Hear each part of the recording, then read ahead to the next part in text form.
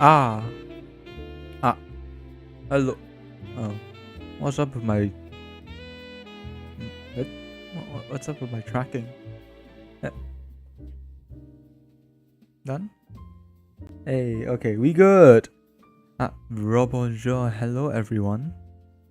We playing some more Attorney of the Arcane. Fun game. We playing some attorney game today. Gonna get some fellas out of jail and admire some hips. Yeah. Hope you all enjoy. Wait, I need to send out a tweet first.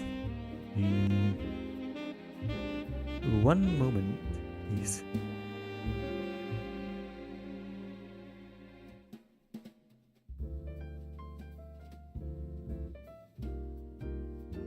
Let's load up the game first. There. Origins of Horus.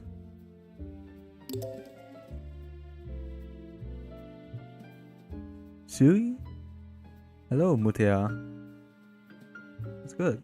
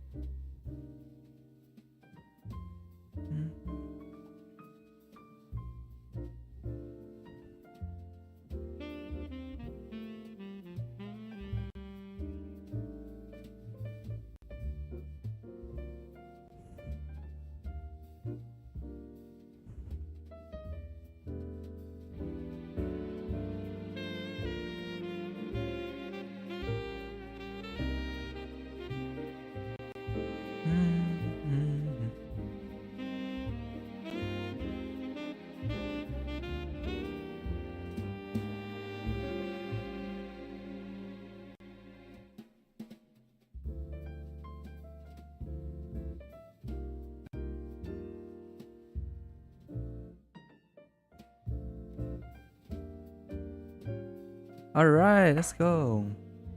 Starting from episode 3. Yes. Let's start from episode 3. Frey? Who's Frey? Who is Frey? New character! Sorry, Tyrion. So many things I wanted to tell you. So many things I wanted to show you. But I'm afraid I can't do that now. I need you to be strong now. This world is bleak, merciless, and unforgiving. But I've seen you. I know how bright the light within you is. Use my eyes. Peer beyond the divine gate as I once did. Use it to reclaim the future. Ah! That's where this thing came from, innit? So his mum gave it to him. Okay. So, what's up with chat? What happened to chat? Chat. Is that another? Oh no. That's just a tree bar at the top. Preposterous. Completely and utterly preposterous. Someone's angry. Lord von Sanctus. Filthy, right? You changed that, didn't you? What? That's right. You just a cheat and a chatelain. Who is this man? Do you have any evidence to prove that ridiculously? Who is this lad? I mastered chess before you could crawl of whatever rat hole you came from. Do you honestly expect anyone to believe that you could defeat me? Ah. Lad is salty he lost some chess. Skill issue. Honestly, I'm just as disappointed as you are. I was expecting more of a challenge from House Van Sanctus. I suppose all the gold in the world can't buy you a modicum of skill. Bro, roasted him. Well, roasted him past well done. You little upside up. Who is this lad?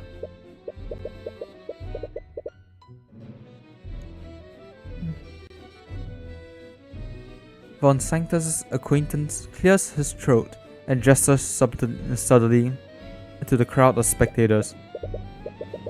Everyone's attention is on him. You can see in the crowd muttering among himself. Ah, you've embarrassed yourself, my man. Undignified behavior probably isn't doing anything for his public image.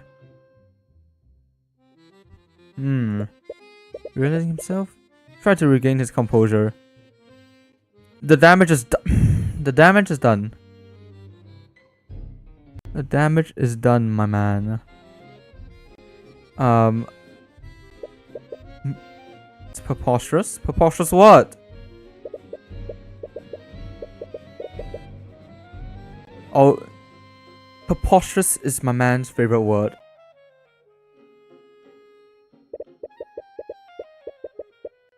Sounds like he's trying to reassure himself more. He's coping. He's just coping. Oh, that was something. Yeah. Something indeed. Didn't expect to make a scene. Well, did insult him. True. I'll say he didn't deserve it. Come on. Love seeing these conceited nobles lose their minds when they beat him. That's attaboy. It's half of the fun playing these tournaments. Wow, where's that confidence when in the courthouse? She got you there, mate. She's got you there. The real element. And includes... Who's this, madam? Celeste. Very good. Very nice. Look at her. Woo! Prosecutor still win. I wonder if she plays chess. Oh. Play chess? Oh, whoa. I'll be worse than these knows. You should celebrate somewhere in town. You know, if he was a pushover, he'd just be one of the top ranked chess players in the kingdom. You have Orinex. What's that? If you weren't facing one of the 4 pillars, you would never have come here. You'd rather leave this city as soon as possible. Okay, so there's something goofy with this town, eh? Saw a cafe while walking around. Ooh, food smelled great. Really like to go there. Could go to the camp. Ask me, travel around the world. There's nothing better than food from a thriving port city. Alright, suppose there's no harm staying a little longer. City stream seems livelier than when you last saw. There's a lot of businesses around that weren't here before. All seem well off. Despite being a port city, Orinehymoone used to look like a ghost town. Has the local nobility been investing in the city? I find that possibly hard to believe. Who's the nobility then? Do you know? Huh? Oh. That's a cozy little place, isn't it? The baked goods all around you, take a moment to inhale the enticing smells. I have to admit, it's making you very hungry. So, you seek to enter the domain of the Deathbringer songstress. Well, if it's glory you seek, then look no further. Who are you?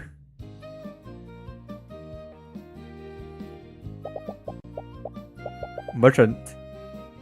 What do you stand before? Whoa. Musurka Tudor, Dark Lord of Orinehymoone. Who is this? She looks more like a wizard than a merchant. Rika. Appears my reputation precedes me. Moso Rika? Moso Rika? I'm gonna YouTube. Hey, Tyrion. You're back. So you know it? You know them? You know each other? Huh? Why didn't you tell anyone that you were back in town?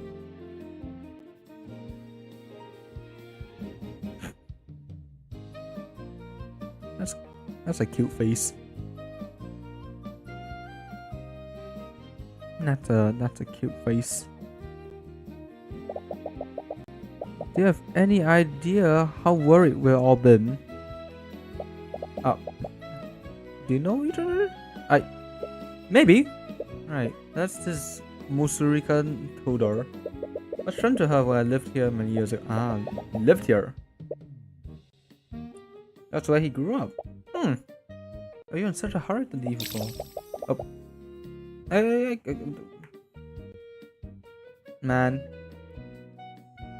Man, I need to stop skipping past all the dialogue that fast. Came here to eat, right? We're still hungry. Can bring you some of our best dishes on the house. No, I couldn't possibly. Come on, don't be like that. 10 years since I've seen you. You know how good my food is. Also, just doing a pose. Sick pose. Hey, but only for a little while. You guys set the table for 3 of you and calls over where you'll place your orders. Tell me everything. I want to know all about what you've been doing since you left. We can't move anywhere. Hey. Rika. What do you think about my stone? Think about such things to people.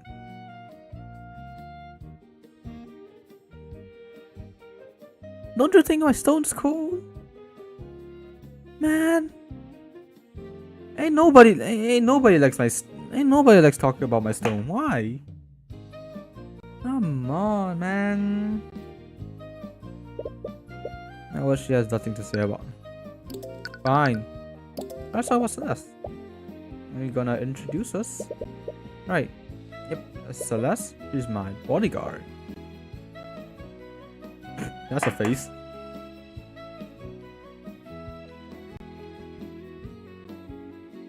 I'll take a screenshot of this. Celeste, this is as if I need such introductions. I am Musrika Tudor, Dark Lord of Ornax, High Archmagi of the Cadmium Flames, and the proud proprietor of this cafe. Okay. I friend to her when we used to live here. She's a little eccentric, but she's a good person at heart. There's a common folk mage like you. So you come from the same humble beginnings that I do. What spells have you mastered? I haven't mastered any, but okay. I know about 7. 4 times the amount? Bro, just like, so you know like 2.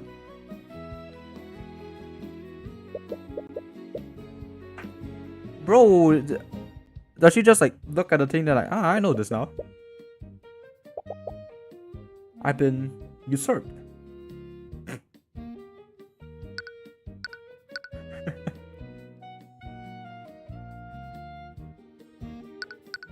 Alright. Let's talk about me. Look at you, Mr. Big Shot. You're wearing a suit now. You even have a bodyguard. You get some office. She thinks Tyrion's a wagey. Something like that. That's nothing like okay. Inventory. I see. Why is she upset? Man. Is that why you left town with that scary lady? Scary lady? Ruby? Mr. Mora adopted me when my mother passed several years ago. After that, she began training to be an attorney like her. Studying to be an attorney since a kid. That's why you're so young for a lawyer.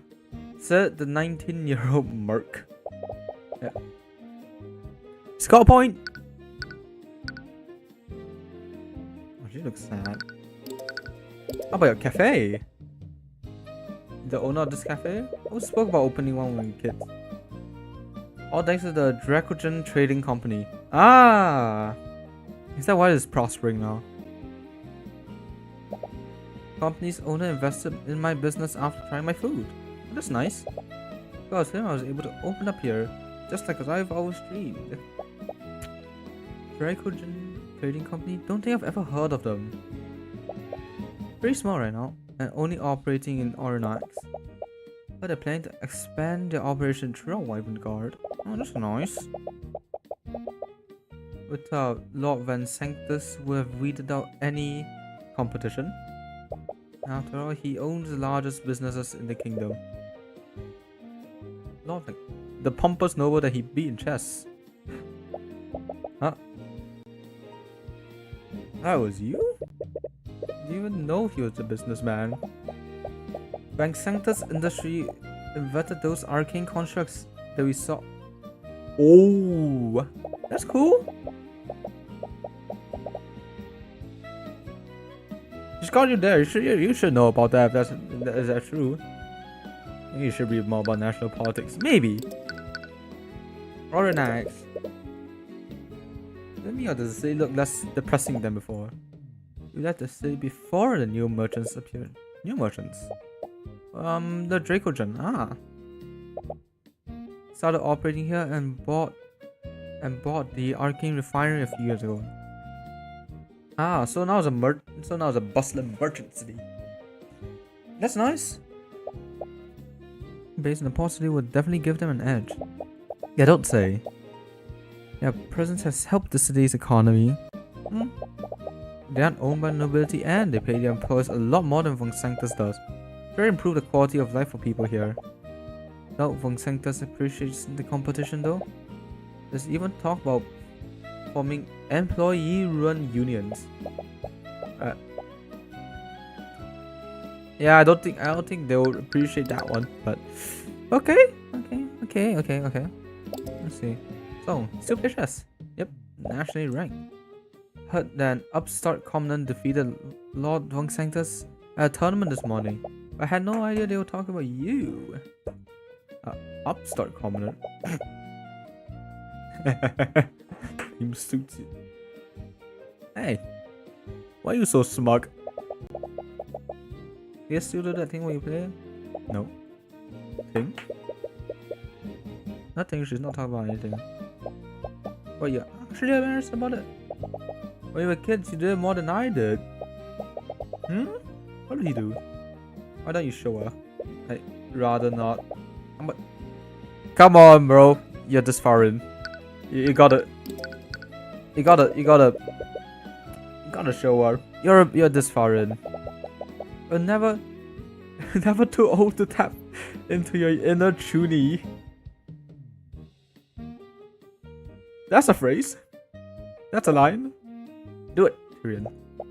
Yeah, do it. Come on, bro. You practically have to give in now. They don't seem to care about the confused looks that they're getting. Seems like you don't have a choice. Take a deep breath. Those who stand in the shadows, those who fear the light of divinity, your imperials will fall, and your armies will perish. Kneel and cower before the divine gaze of the Eye of Horus.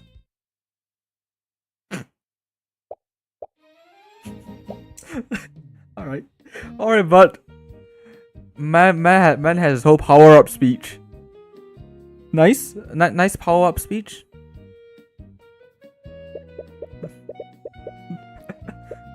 Nice, bro. That's why I don't do it anymore. No, that's great. You know, your mum said you weren't a great liar. You're not wrong. Not wrong. It was really cool. Why are you laughing? You were just doing it a moment ago. But she owns it. Ugh. You used to say something else before too. I won't let anyone stand in my way, even if they're a man, a king, or a god. Yeah, that's it. Still says that sometimes. The order is here. Lunch special. What's the lunch special? Gladly devour the meal. Rika's cooking is just as delicious as you remember. You spend more time catching up with her while you finish your meal. The conversation continues. You and Celeste regale her with stories of your past court cases. Oh, really? Yep. Turned out with the headmaster the whole time. Oh, well, I've never figured that out. How did you know Tyrion? He saw it. She's not gonna stop mocking him for this, is she?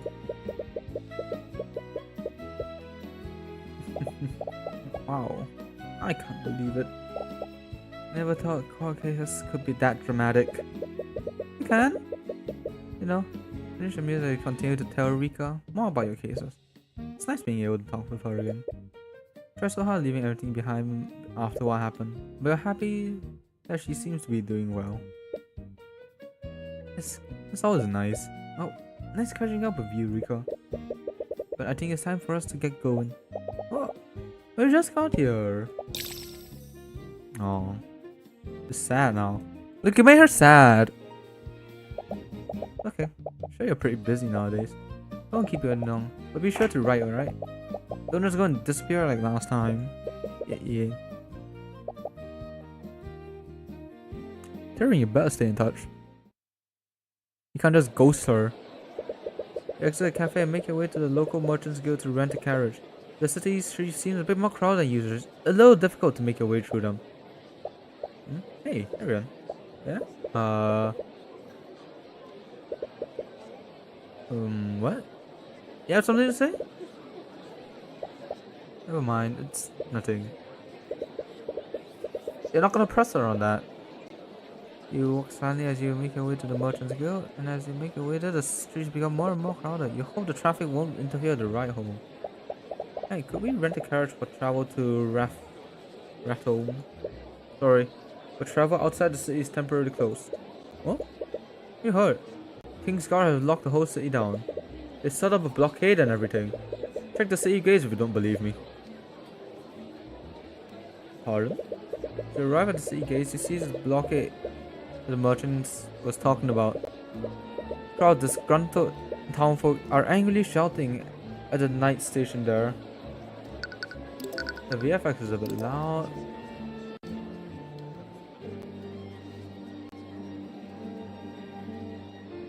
Just up the music volume a bit. There we go. No, this is outrageous. How long do you plan keeping us here? Sorry, we have our orders. We can't let anyone outside of the city until our investigation is complete. Investigation? Can you tell us what's going on? Why is the entire city being blockaded? Sorry sir, we're not allowed to release that information. We just have to make other arrangements while we sort this out. Actually, I haven't seen you two around before. I need to take down your names and occupation for our record. What? Why? Fine, Celeste. I have cooperating with them. The invasion of privacy, but you rather not resist orders from the Knights Guard. Tyrion, Cuthbert, a defense attorney. Fine. Celeste, McCoy, bodyguard. Thanks. Seem to be taking note of it. What are they doing? What are they doing? I have an important engagement tomorrow. What am I supposed to do now? This can't possibly be legal. Council can't do shouting, but it's clear they won't be budging. What they do? Don't know how long the city will be blockaded. Just find somewhere to stay overnight. Alright, back to Rika's. Oh. A tavern. Looks like everyone else had the same idea. Hey. Welcome to the Edgewind Tavern. What can I do for you? You get 2 rooms for the night? Sorry. Haven't spare 1 room. Completely full with the blockade and all. Wait, take care of this. Damn, rich. Oh, just look at that. One of our rooms just opened up. Aye, the entire city's locked down. Even with your gold, that's the best I can do for you. Bro, that's a huge W, man. Bro.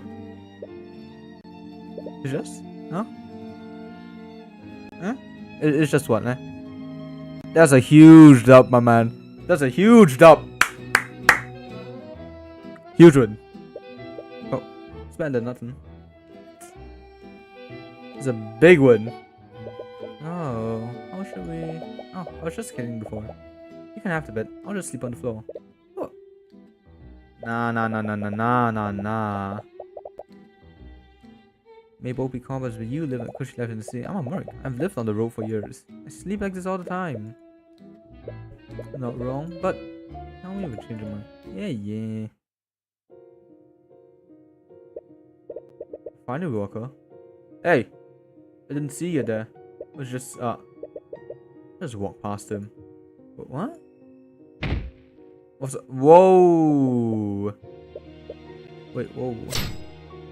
Up. Yo, hold up, what's going on, man? Trying to kill someone? Ugh, idiot, what are you doing? Grab his arm and pull him up. What is happening? Grip's too tight, stop that. I can still...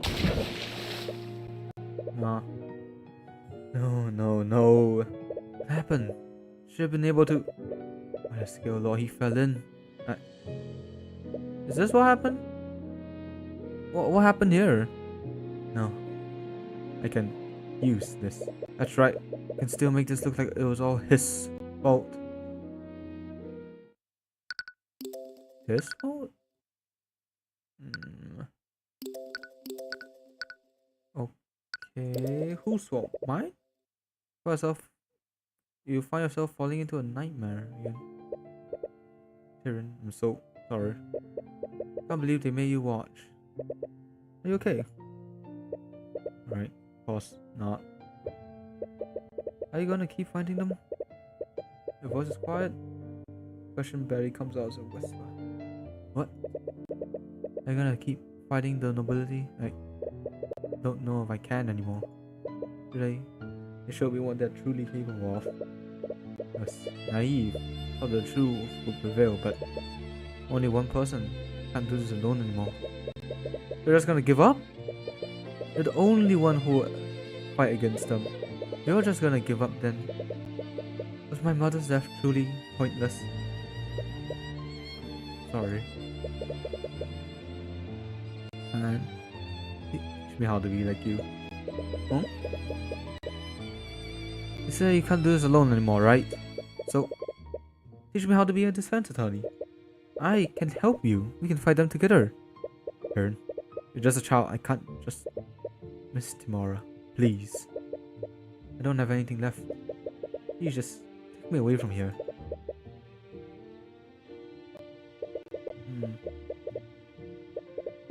Mario now experience again. Whoa, what's that? You don't have trouble falling asleep, but your slumber was less than restful. So since you remember that day, that's all the more reason to leave the city as soon as possible. That's you up. Whoa! What happened to you? Alright. Yo, goth girl. Bro, she's just like de facto mommy. Oh, I guess instructor, but you know. Gus was wistfully staring out the window, watching the rain. Her whips towards you when she realizes that you're awake. Are you okay? What's wrong? No, it's not. You alright? You alright? Yo, Celeste, you good? You good? You okay? She doesn't seem keen on sharing. That's not the prior, huh? Okay. You know, the city is still under lockdown. I checked. Was waiting for you to wake up. What was she looking at? You also checked the city gates. The blockade still hasn't disappeared. In fact, it looks like it's been fortified with even more knights. Damn, and it's raining. Bring an umbrella. You didn't double down on guards. What's going on here? Musrika Tudor. Tyrion. Okay. She looks exhausted. You okay? Tyrion is terrible. There's an accident at the Arcane refinery last night. One of my friends who worked there, he fell into a vat of My man's gonna become the Joker, is he? He's gonna become the Joker. He's dead. Oh, he's just dead. You know, better than going Joker mode. Because, sorry, that's anything I can do. Lord von Sanctus is blaming the Dracogen Trading Company. He's trying to charge the owner with criminal negligence. Oh. Okay, as a law of this region, von Sanctus will have a lot of leverage in the legal battle like this. Must be using the accident as an opportunity to oust Dracogen from his territory. Tyrion, you're a lawyer, aren't you? Can you help him? I don't think. What? For Rika though.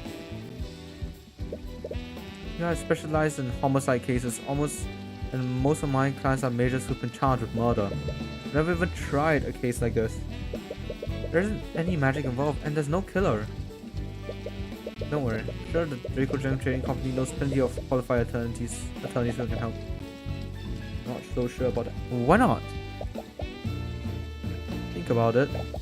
A lot from one of the four pillar families is pressing those charges. Do you honestly think anyone would try to fight them on this? Ah. Right. Alright, let's see what I can do. Please don't get your hopes up. I have very little information to work with right now, and to be perfectly honest, I'm really out of my element. Alright, Mr. Dracogen is the owner of the trading company. Should be at the old Arcane refinery now. Ah, okay. Probably could go there first. Been away from the shop for too long, so I can't come with you. But drop by the cafe if there's anything I can do to help. Ah.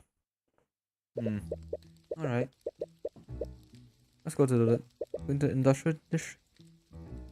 Back when you couldn't control the eye, you always avoided this part of the city, covered in an overwhelming fog of misery and fatigue.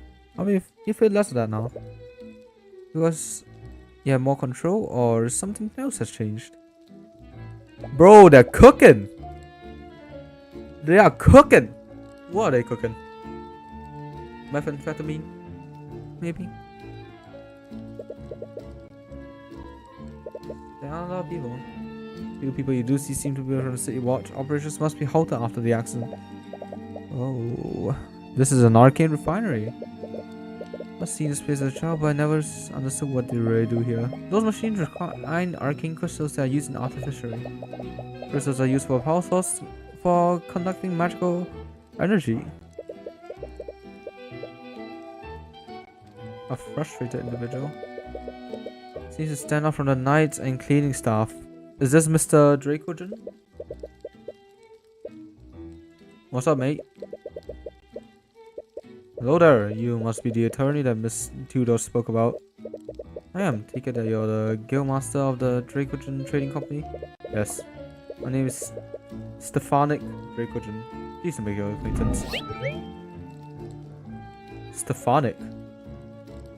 Okay. 70 years old. Oh lad. Appreciate you lending your aid in this matter. I told Rika this, but I've never tried a civil case before. I would need to learn more about what happened before I can decide whether or not I can represent you. I'm honestly not sure how much help I can be. Well, there's a single attorney in Oranax that will represent me, so I'll accept whatever help I can get. Right. Where should we start though? The case is probably different from homicide cases than we're used to. What's not case revolves around a wrongful death. If I did represent Dracogen, I would need to prove that he wasn't at fault for the accident. To do that, we should start by finding out exactly how and why the accident occurred. We should also question the witnesses who saw the victim when it happened. It wouldn't hurt to take a look and see out the accident. Okay,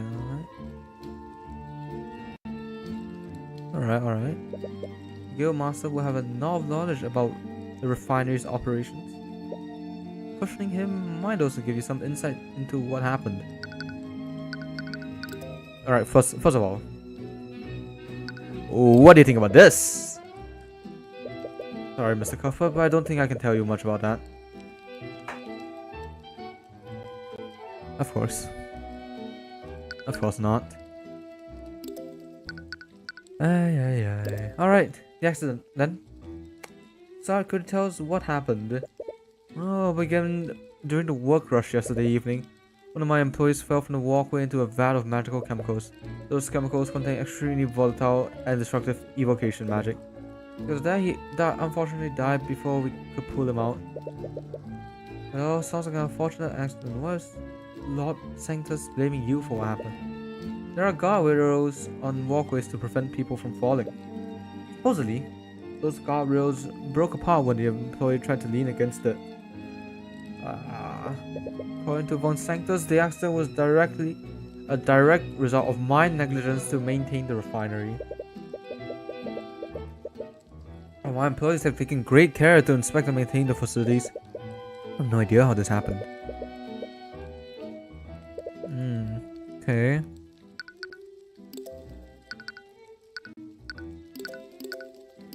Let's talk about the victim, right? You said the victim was an employee of yours. Can you tell us more about him? I hired him just a few months ago. It's a shame what happened to him. He was a young man named Justin Way. Good employee. Hard worker, a bit rough around the edges when he started. Before he started working, he always spent his time with local delinquents. This tutor practically begged me to hire him. He told me she wanted to turn his life around. Rika seems like a nice girl.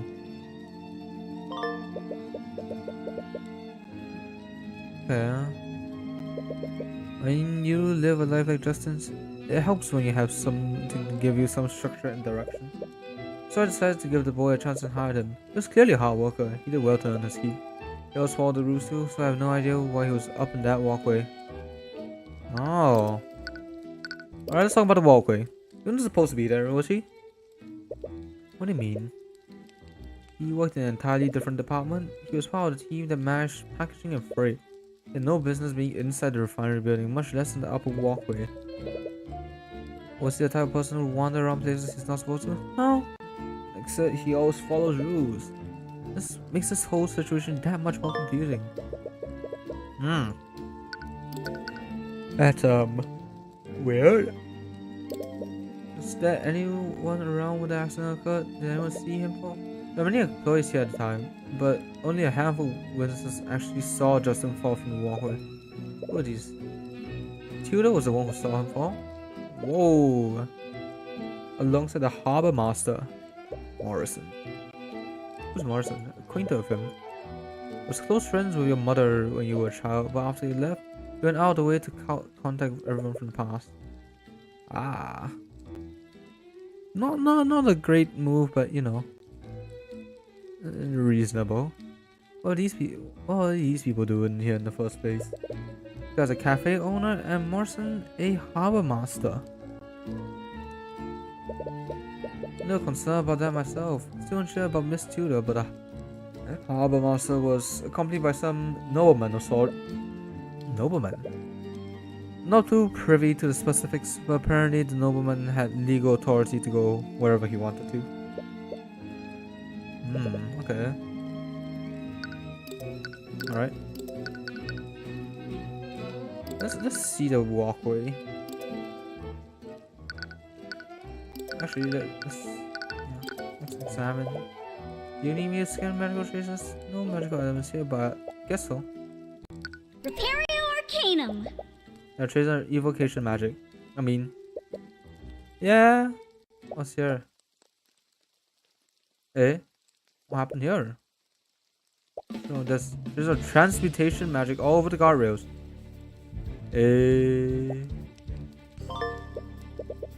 Transmutation. Only on the rails that broke. It's a skill of magic that changes the property of physical objects. Okay. So there was foul play involved.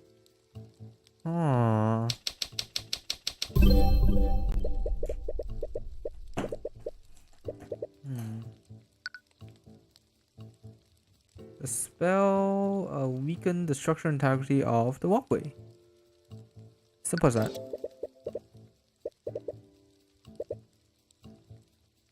All changes the physical yeah.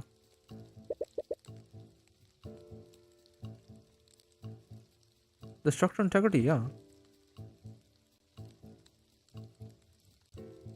The body? Oh, is that the guardrails? Ah, there we go.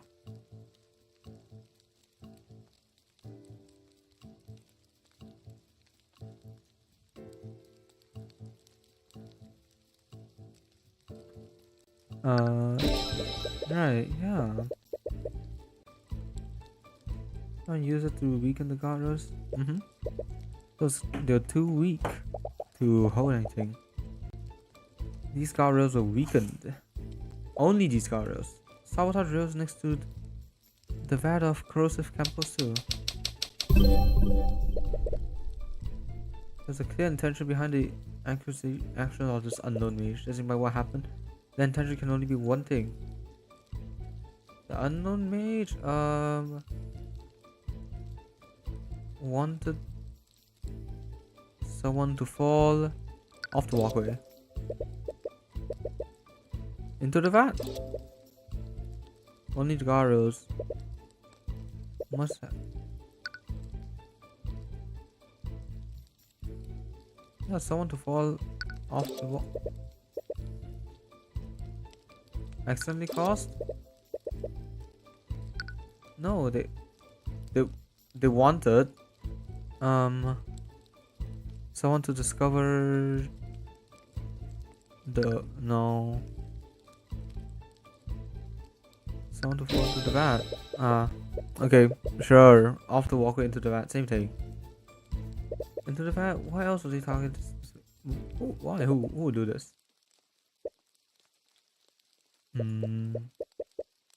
Someone committed murder using magic here. Whoever did this had a goal to try covering up. Oh. Also, what's up with the vision now? You won't forget this? When you get through them, you'll make them feel a fraction of the misery that your mother... Oh. Snap out of it, man. You can plot your revenge arc later. What, you okay? Right. Anyways, one for the detect magic. Everyone will have written this off as an accident. Magical traces are only detectable for 48 hours after a mage casts a spell. That means whoever casts this transmutation spell did so recently. Okay. So, I suppose we're informing someone. Looks like Gara's completely broke apart. Rusted as well. Draco lying? Is he lying? Maybe, maybe not. Alright, there's a vat of dangerous chemicals. Corrosive enough to dissolve anything, unfortunate enough to fall into it. Sounds very useful for certain applications. Since watching carefully, she can be a little overprotective at times. I'm sure he won't fall. Alright, chap. This backfield of chemicals. Is also metal stairs leak up to the walkway. Repario Arcanum. Traces of transmutation on the box. And on the vats as well. Maybe it helps strengthen them. The box contains artificially hardened a power cell. Going through the chemical vat, so okay. Control something. But you gotta look at this. You should notify. Yeah, perhaps you should wait until knowing about right. Let's go to the town square. Is there anyone here? Oh, this. Not expecting to find magical traces, but is it bad that I'm kind of glad that there were? Wouldn't have much to do if there weren't. Aren't you supposed to be guarding me? Whoa, whoa, whoa, whoa, whoa, whoa, whoa, whoa, whoa, whoa, whoa, whoa! You forgot?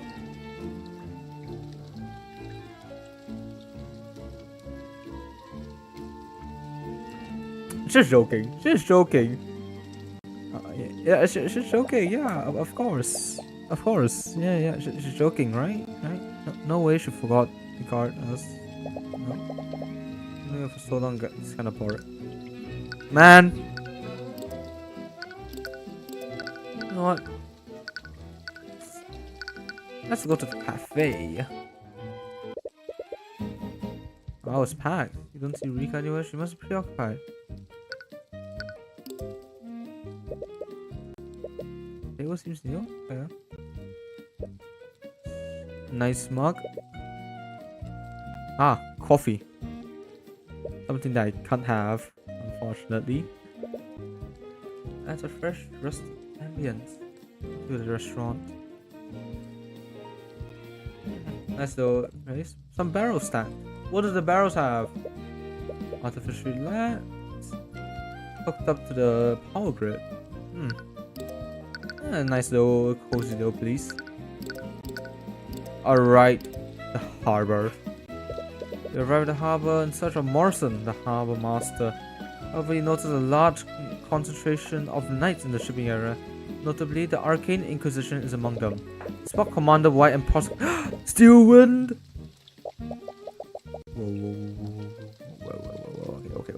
Okay, hold up. I don't know what those two are doing here. Nice blockade. Said they were investigating something. There must be magic involved in the Inquisition here. Do you think it has anything to do with what happened? Yeah, probably. Didn't see any knights at the armory. It must be a coincidence. Probably right. Kind of curious about what they're investigating. Oi, you there. You best clear out. The knights have closed the harbor. Morrison? Huh? Do I know you? Wait. Cuthbert, is that you? Noah. Hi.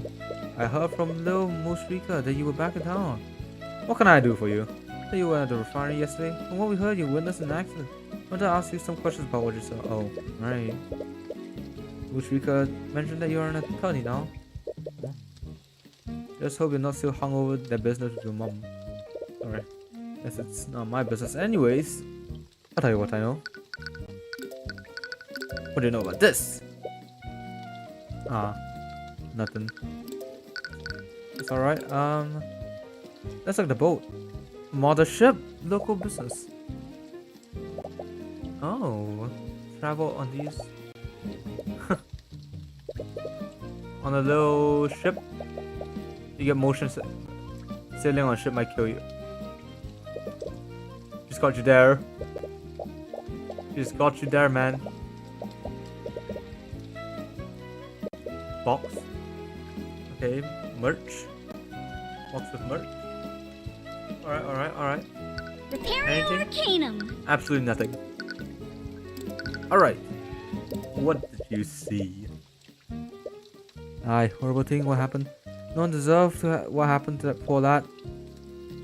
Well, showing a patron around town, for some reason he really wanted to take a look at the refinery. Something about checking out the local art of fishery. Art of fishery. Nice. He's looking at the machinery.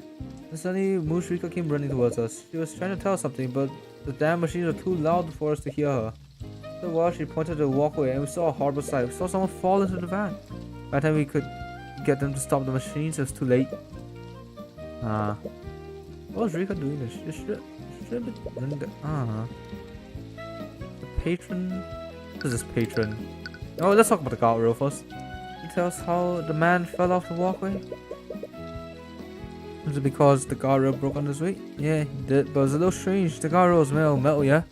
No way it broke, but you were taught that it was made of cardboard. Barely leaned on it and just broke apart. No, poorly maintained one. Someone really use transmission style? So that could clear Draco's name, but presenting the possibility of a magic crime could complicate things. But if it's, true, then it's probably best to say. And also you get to look at more ARIA hips.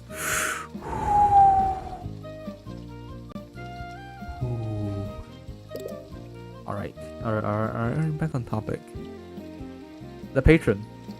Who was they? They witnessed the accident.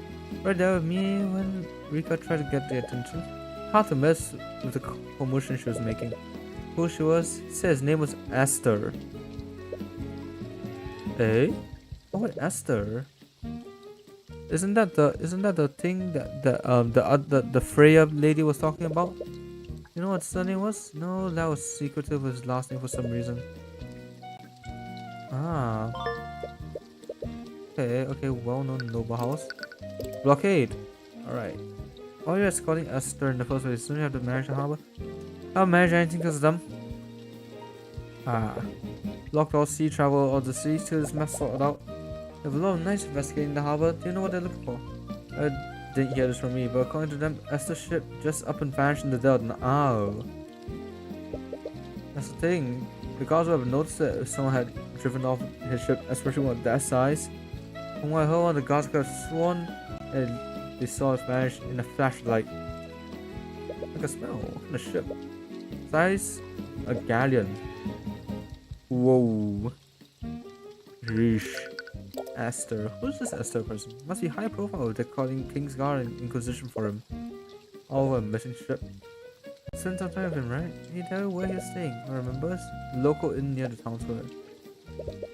If it's high profile, why is he staying at an inn prominent? Eccentric one for sure. Alright, I'm gonna have to talk with this Esther guy.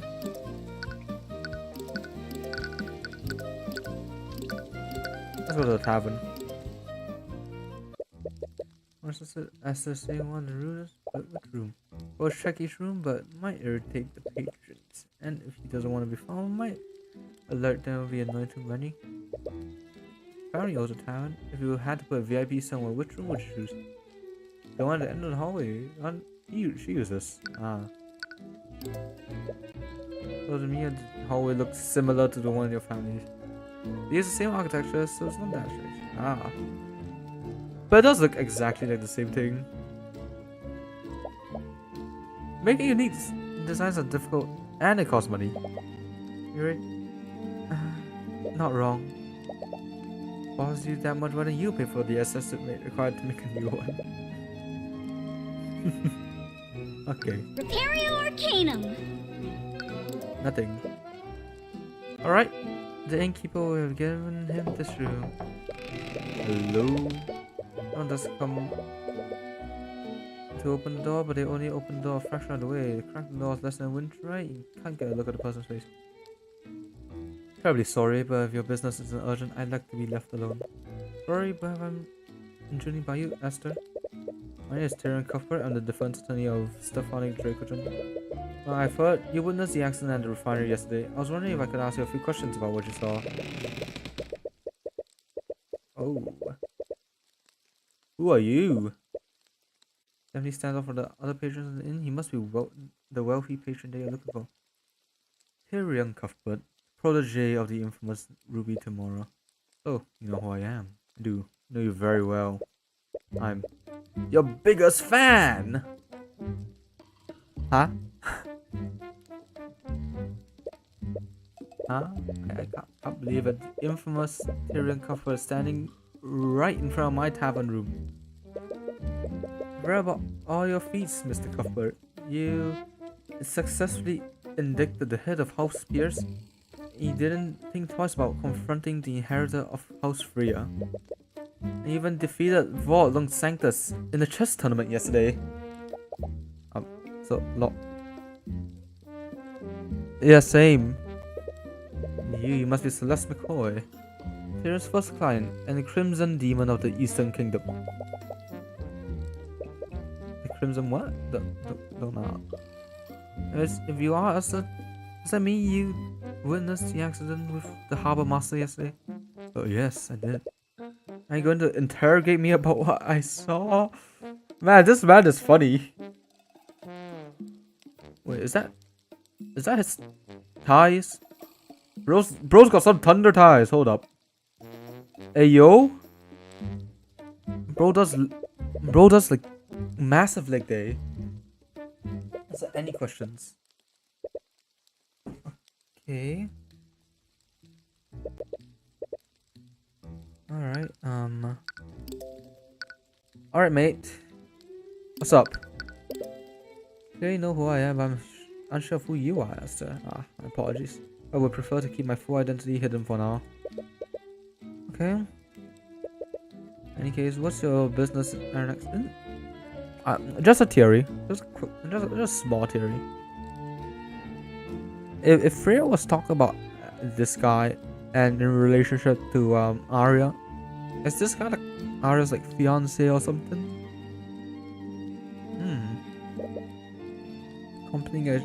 Company a ship transporting goods to Vincentus.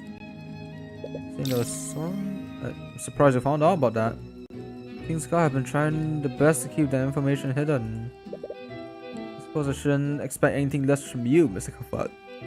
Susga, Tyrion. What was on the ship? It must have been pretty valuable to be worth stealing. Doubt there was anything that on the ship worth drawing the ire of the entire kingdom. The truth is, during the time that my ship was stolen, I was supposed to be on it. The theft of my ship might actually have been an attempt to kidnap you. That's my current theory anyways. Wouldn't make any sense otherwise. Alright, Esther.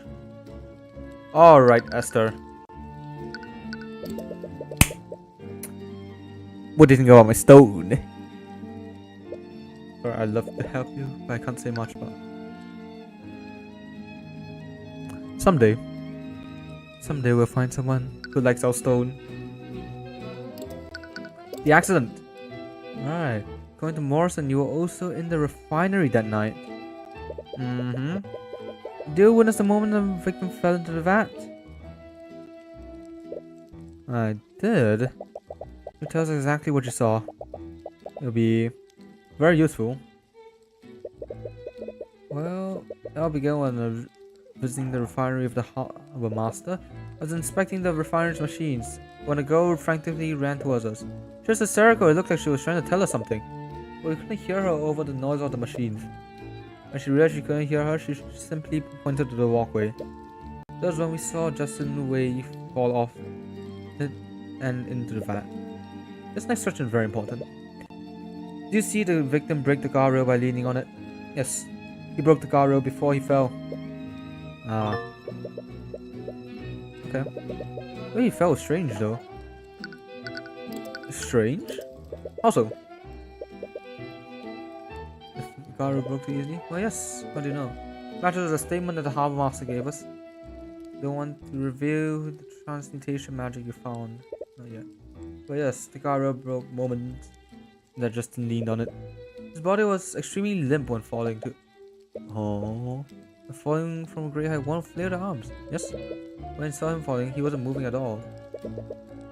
His expression might have been unconscious. Couldn't see anything on his face. Too dark to make out his features.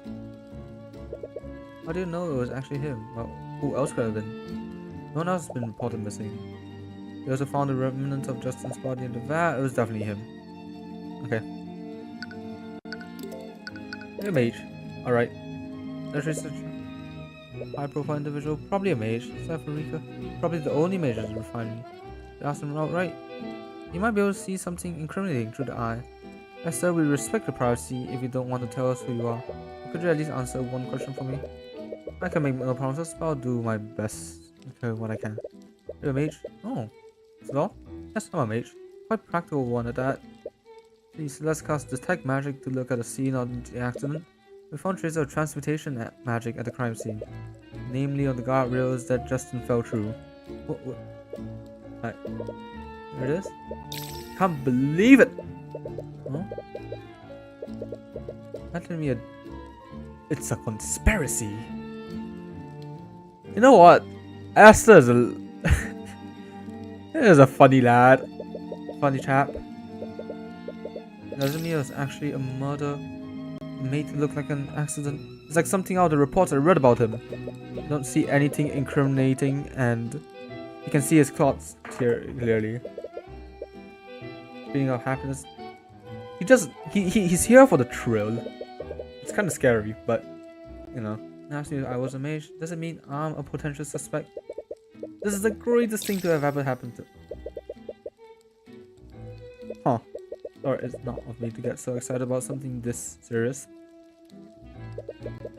But it's like something right off a mystery novel. My man, Esther. No, Nothing incriminating, at least.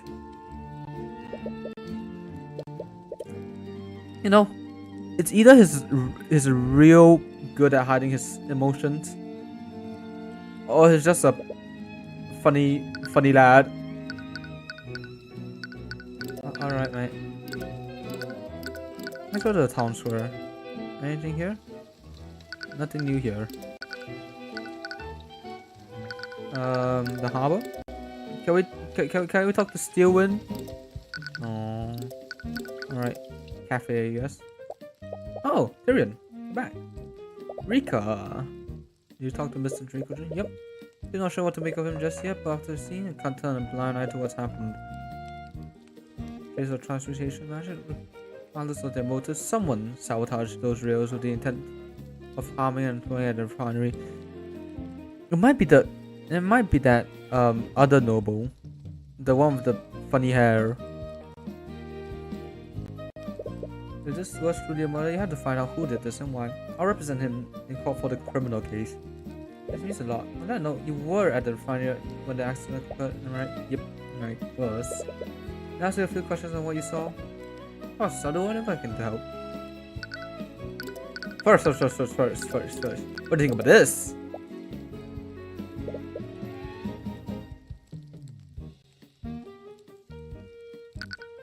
Alright, fine. Why were you at the refinery? Didn't you have work at the cafe? I was making food delivery to Justin. You were delivering food to the victim? Never had the time to make his own dinner. So I was delivered his dinner during his evening break. That night I couldn't find him in the free area, so I went looking for him in the refinery building. Accident happened while you were delivering his food. Okay. Oh, that don't look bad. Alright. Did you talk to Justin before the accident? When I finally found him at the refinery building, he seemed busy. He told me to leave his food in the break room. Busy? Shouldn't have. Yeah. Did you say anything he was busy with? He said that he has meetings scheduled with Dracogen. Unless. Okay. What did you see? Oh, sure, the story side. Take a moment. No? Okay. Happened after he told me to leave the food in the break room. First time in the refinery, so I spent some time looking at all the machines. That's when I suddenly heard a strange sound from the walkway. I looked to see what it was, saw Justin fall from there. Tried to find someone to help him, but no one could hear me because of how loud the machines were. Before I finally got them to understand what happened, it was already too late.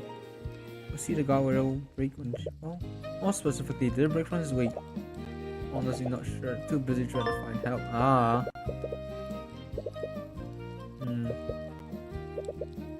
Okay. Right. No idea why he was there. Alright. We're gonna have to talk with Dracogen later. What was he about? But let's see. What's Justin like? Good lad. Fell in with backcraft a few years ago, but he's starting to turn his life around.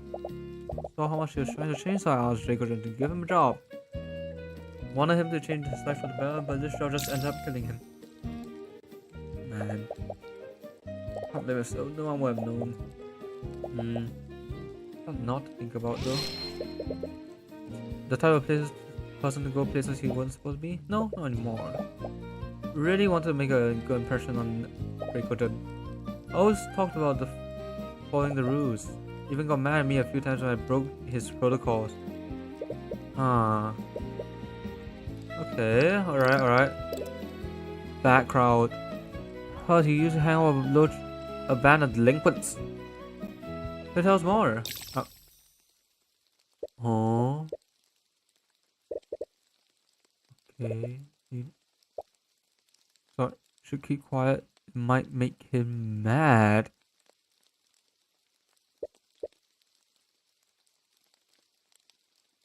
Whoa.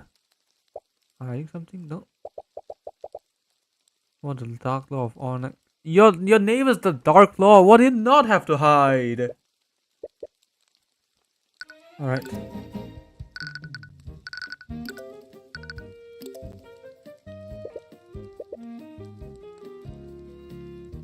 Alright, we're gonna have to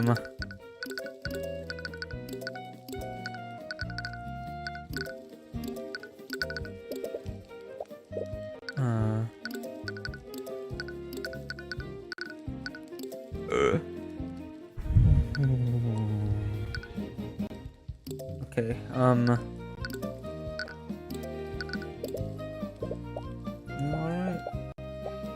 I don't fear it'll take more than this to bring. No. Ah! There we go! Now. You seem to be hiding something.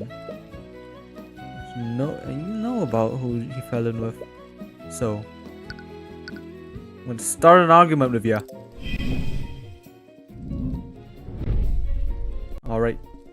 Alright, lad.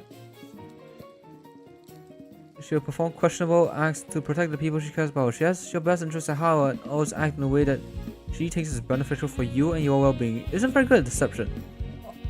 Often refer back to her dramatic chuny personality when trying to hide the truth.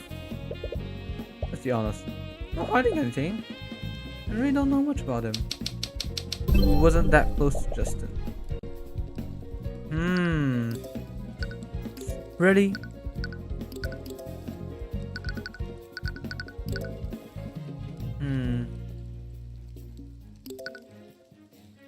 Really? Might have believed that you delivered food because he was a good customer. It wasn't all you did. You saw him trying to turn his life around. And you begged Dracogen to give him a job. You wouldn't do that for a customer you barely knew. Still proves nothing? Is it so hard to believe that I took pity on a stranger?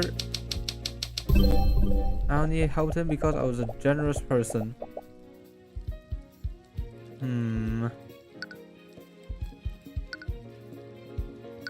Right.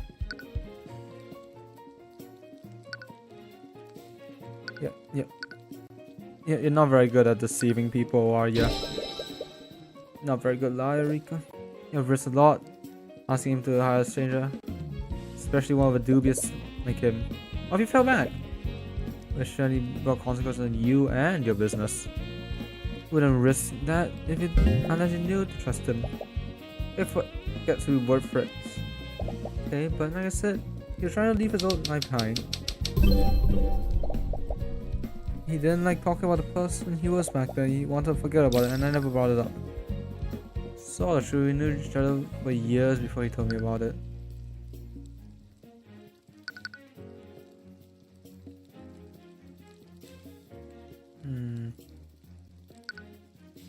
They contradict thoughts.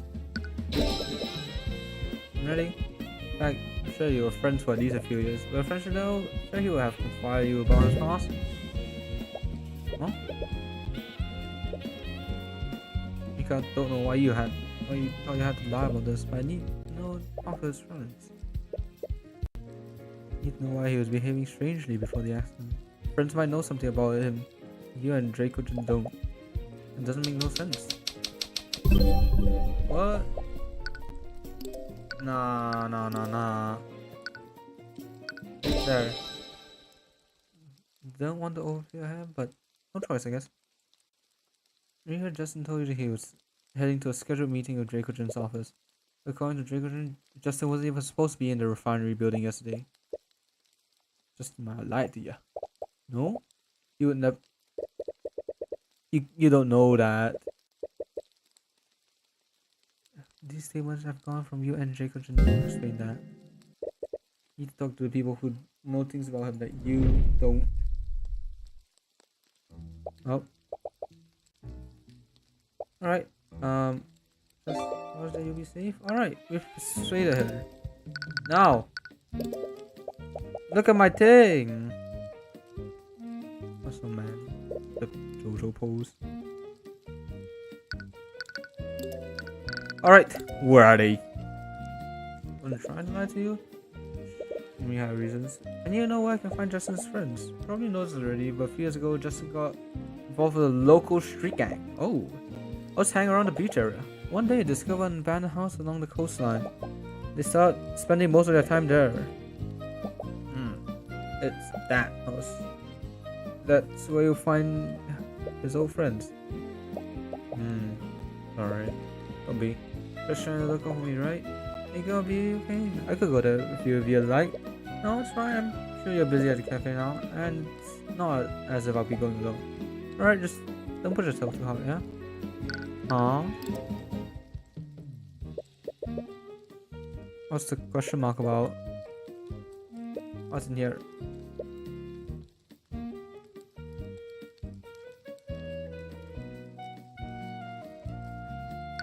What? Nothing seems. Well, the random house. Whoa. That's a black house. The old abandoned house. Oh, look at the home you left behind. You're struck with blood. This is your house. Alright, let's turn around. Whoa. Glass breaking. Rush goes on. See two young teenagers throwing rocks at the side of the house.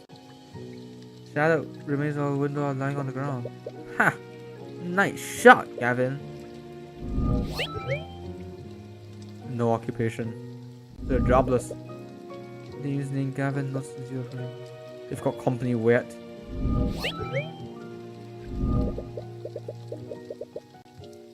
Start blanket at the broken glass. Should respawn, but nothing comes out. This is Tyrion's house, isn't it? And you find yourself quickly approaching the two teens. What the hell do you want? Ah, what the hell? I realize what you've been doing. You threw a punch straight into Gavin's face. Eyes slowly tearing up. You can only see red. Grab Gavin by the collar and pull his face close to yours. Get the hell away from my house. Oh? You wanna go? Ha! You came looking for trouble. You sure found it. Oh, okay. Let's all calm down and just stay out of this, you little shit. Just gonna beat them up.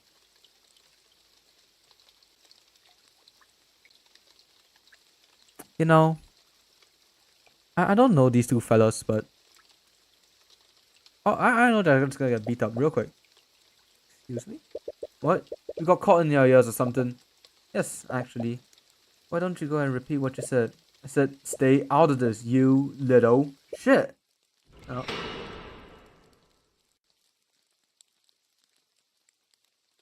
Oh. You don't get to see the action clobbering scene? Damn. So, nest? Yeah. Sorry for losing my temper back there. Didn't mean to drag you into this. Okay. Emotions get the better of us sometimes. Celeste? Yeah? I think you might have overdone it a bit. Nah. Celeste? Yes, I don't think he's breathing. Come on, just give him a second. Celeste? Damn. Suddenly hear the very bruised and broken form of Gavin sputtering and wheezing on the ground. Looks like he's finally regained consciousness. See? He's perfectly fine. You're fine. Well, is staring wide-eyed as soon as from the shaking of his leg. Looks like he wants to run away, but he's too frozen by fear to move. Don't bother running. Even with a head start, I can easily catch up to you. Anyways, these two are probably just Justin's former delinquent friends, right? Are you okay to talk to them? Yeah, of course. Your emotions in such disarray, you completely forgot why you came here in the first place. You just happen to know what happened. The young man who died at the refinery yesterday. This guy's after Justin, but he's already dead. There's some of a grudge against him. Well, that clearly thinks you were sent on someone's behalf. It wouldn't hurt to play the part to get more information out of him. I'm not here to hurt you. We're not here to hurt you anymore. I'd just like to ask you a few questions about Justin. Yeah, sure man, what do you want? Yeah, you to talk. I'll work on popping Gavin's shoulder back into place. Damn. You know what? You don't deserve to see my rock. Alright. Tell me about Justin. Used to be friends? When we started talking to us again, so he left for good. We used to hang on back in the day, but we don't know more. We started talking to you again. Why? You just near some of that old gear he left at the house. Old gear? What kind of gear? You know, thieves' tools. All the tools you need for lockpicking and safe cracking. Oh. Alright. Oh, he need that? Oh, he had to get some gold that he owed your boss. Like, old gold? What happened that he was working for the merchant that owned the refinery? Guess the owner trusted him a lot. Justin said that he had a way to get access to the safe in the guy's office. Jessica was always a whiz when it came to breaking and entering. He even had tools that could crack magical locks. Getting to go out with the safe would have been an easy score for him. Damn. Okay. You want to rob him to death. Alright. Who is this person that he owed money to? Justin tell you who he owes that to? No. Might whack me too if I tell them the truth. Didn't say nothing. It does know. There's no point playing them. Tell us what you know. Did he give you a name? Whoa. You're Celastia good? The eye taker. Who is the eye taker?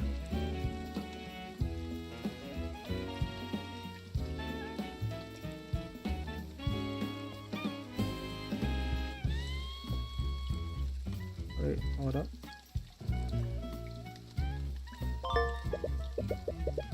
Who is this guy?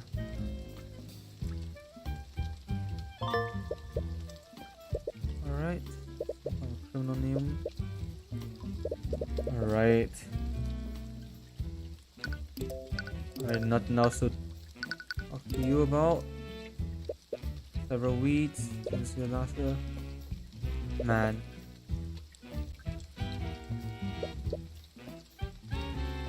Complicated. More confounded by blatant vandalism. I see Ra leave this place as soon as possible. Repario Arcanum. No magic. Alright. We did. Let's go back to here. Hey, Aaron. Yeah, back to the house. What was that all about? Let's see you get that angry before. You said it was your house. Yeah, it was my house. Was? But since we arrived in the city, you haven't really been yourself. You want to talk about it? I'm fine. I don't want to talk about it. You're not fine. I can see it on your face. Please, just talk to me. It's not of it.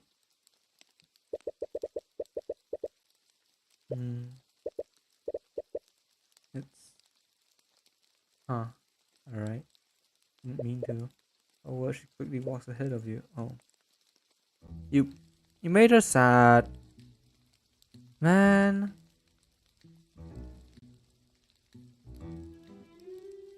Man. Alright, so chat, we're gonna have to talk to you about some things. Oh. This? The eye taker. The name does sound familiar, but okay, how about this? Okay, that's fine. What a shame.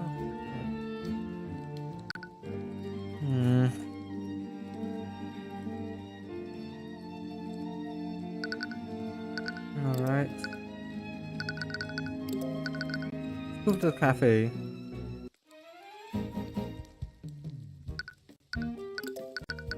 You know anything about this guy?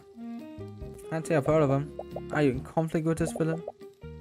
They seek to steal the Eye of Horus from you. No, I don't think they want to steal my eye, but yeah, hopefully not. Also, what was this? Something you should know. What is it? Look at his two friends at the old house.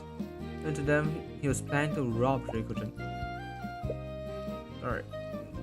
Hard to hear your fault, but no, don't believe it. Huh. Oh, he was a good person, and you'd never betray. Alright, you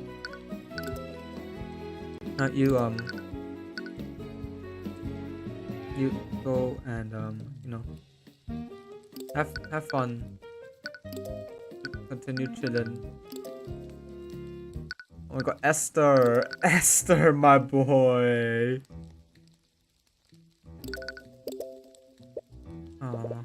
I can't. Aww.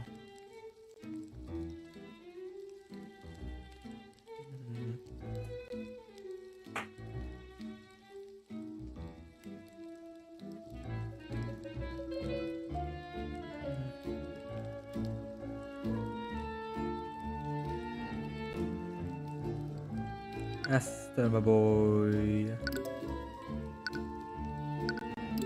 Well, guess if you don't know them, then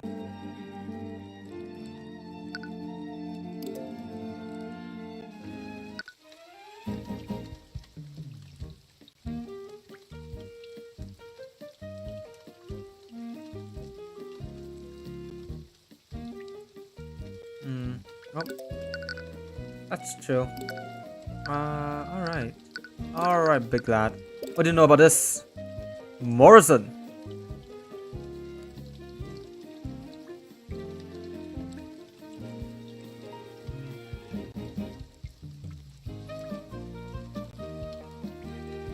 Morrison, the Eye Taker. What do you know about him? What do you hear that? Did he take your eye? Your eye is gone. Did he take it? Hey, you? Not to keep my distance from him over the years. The Eye Taker is the criminal kingpin of this one. Oh. Okay. So it's the mob boss. That big of a deal? Of course he is. More importantly, how did you hear about him? I heard Justin Wade owed him a huge debt. Does it owe them? Nice skill or not. The Eye Taker might be involved in Justin's death. Do you think someone like him will have something to do with that? Get on his bad side. Let's say he reminds you why he has that name. Neat word. Talk to Draco Jim first. I want to see everything that you found. Alright, Draco Jim. And just maybe after this we get to see Steel and Hips. Maybe. Hopefully. No, Mr. Cuthbert. I trust you're doing well. Yeah. For the most part. Made Celeste sad. Yeah. SMH. Spent some time looking into the accident and the people who knew Justin. Think there might be more to this case than meets the eye. Spend some time explaining your findings to huge trouble when explained the trace of transmutation that you found on the Garros. Even more taken aback when you mentioned Justin's supposed plan to rob him. This is quite a lot to take in. Stefanik, my man. You didn't deserve this, do you? Missing any variables in your safe right now? No, actually, but the accident, I did take a careful inspection of the building. When I checked my office, I noticed that the lock on the safe was disengaged. The safe was open. That's it, there wasn't anything missing. There wasn't, yeah, that's right. When I saw the safe open like that, I was worried that I'd been robbed. But I double checked the content. Everything was accounted for. Because I just assumed I'd forgotten to lock it. This doesn't make sense. Maybe it was a coincidence. I might believe that if it weren't for where my office is located. Oh, okay. Juicy details. Alright, where is your office located, big man? The walkway that Justin fell from leads to my office. Oh. Okay. There's a window that overlooks the refinery. That will explain why Justin was there in the first place. Don't want to suspect one of my employees, especially the one that isn't alive to defend himself from such accusations. But it all fits too perfectly together, except for one thing. Why wasn't anything stolen? Well, regardless, you have a pretty good case. So does this mean you represent me? After what I discovered, I won't just stand by and let Von Sanctus have his way. Well spoken. I'm glad to have you on my side, Mr. Cuthbert. Anyways, regardless of why someone clearly magically tampered with the site of this accident, I doubt the court will find you at fault for what happened, although civil cases are a lot less strict than criminal cases. If you present evidence suggesting foul play using magic, they'll treat this exactly like our other cases. Yeah, I might stall the trial until they find out what exactly happened. For this accident, all we have to go on is witness accounts. Finding concrete evidence of what happened could very well be impossible. But the idea of hunting down the major responsible sounds very tempting. Thus, looks like you have your work cut off for you. Just hope things turn out okay in the end. And probably will, hopefully. If one centers on that side of this, who knows what might happen. Best to keep your wits about you. Oh.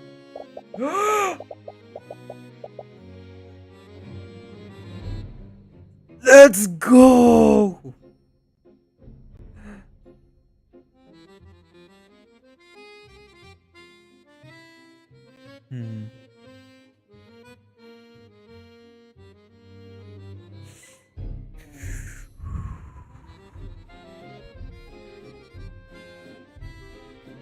Let's go. Still in hips. Aria hips. Let's go. Oh, Sanctus, what are you doing? The missing ship of your betrothed. Ah, yeah. So Esther is betrothed. Then the sooner you help me resolve this matter, Master Jacob, the sooner you can return to being the prince's lapdog. Ah, so he is the prince.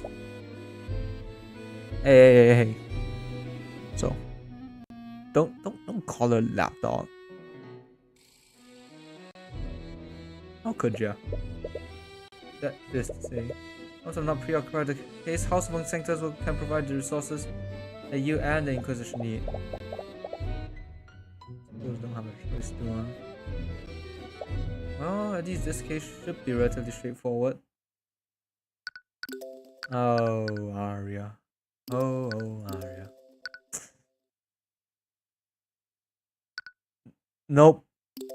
Yeah, you're a bit wrong on that one. Aria, what's up? Alright, grandstand for the judge, as always. For the trial of Stefanik Dracogen, the prosecution is ready, Your Honor. The defense is also ready. Well, let's begin the proceeding. Prosecutor Tyrion, please list the charges. The defendant is charged with criminal negligence in the death of Justin Wei. The death occurred at the Oranax Arcane refinery last night. Mr. Wei was an employee of the Dracogen Trading Company, a company owned by the defendant. During work hours, the victim accidentally broke a poorly maintained safety rail and fell into a vat of corrosive chemicals. Attempts to save his life failed, and his body almost fully dissolved. I see, wow. Gruesome end. The defendant displayed clear negligence in maintaining the refinery's facilities. As such, the responsibility for Mr. Wei's death falls squarely on his shoulders. To begin, the prosecution would like to call Noah Morrison to the stand. Ah, Morrison. Would us please say your name and occupation for the court? Yes, name is Noah Morrison, Harbour Master of Oranax Harbour. My understanding that you witnessed the accident at the night. Am I correct? I did. Could you please testify to the court about what you witnessed?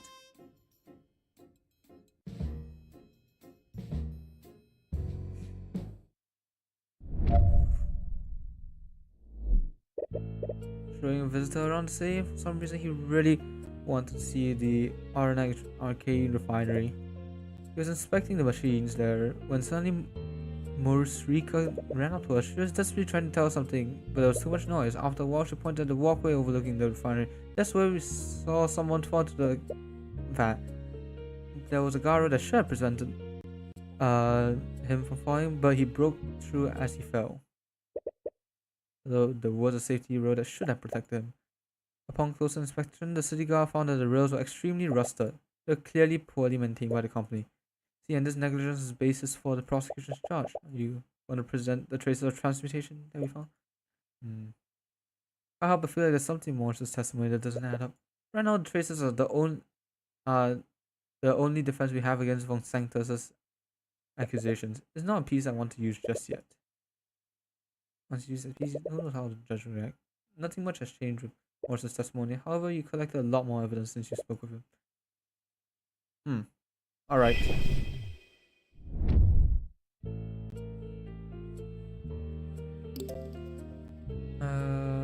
inspecting the machines there. Alright, let's see. Does someone recognize the person? Ah. Okay, let's go into more detail.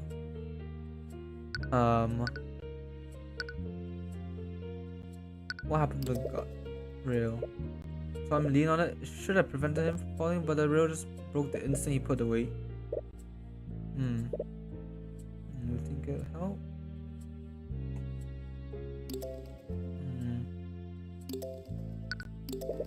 You saw the guardrails break.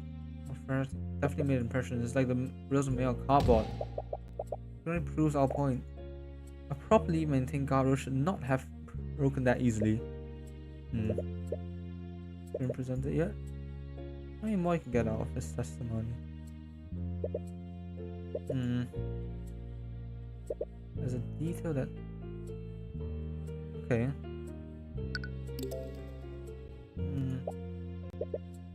Esther seems keen on keeping his identity hidden, which is to leave it at that.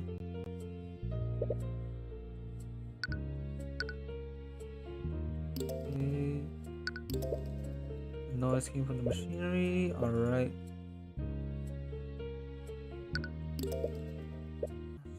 Saw someone fall, but okay. So we're gonna have to do a lot of this. This cargo condition. What's that new rust? Couldn't say. Please include that. Alright, we're gonna press this again. What was Rika doing? Told you she was there. Okay.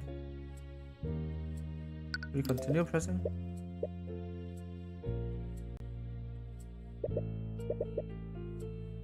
Okay. Alright, what evidence do we have?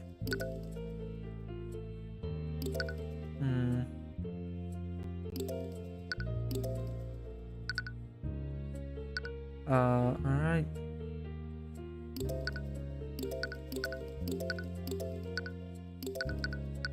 No spells.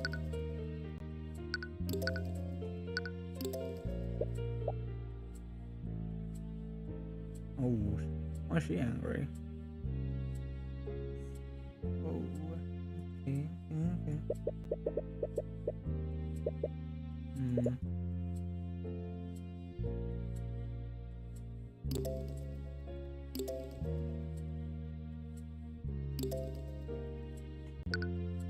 That's when we saw he fell, so Rika brought the attention.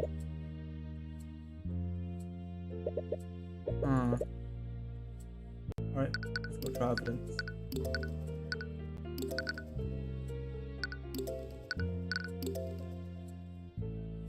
Couldn't hear her. What the? The figure leaned on the power and it broke onto a vat of corrosive chemicals.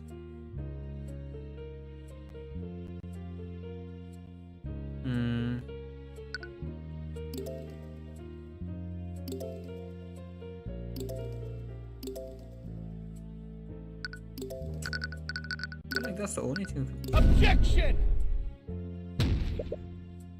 Probably not there.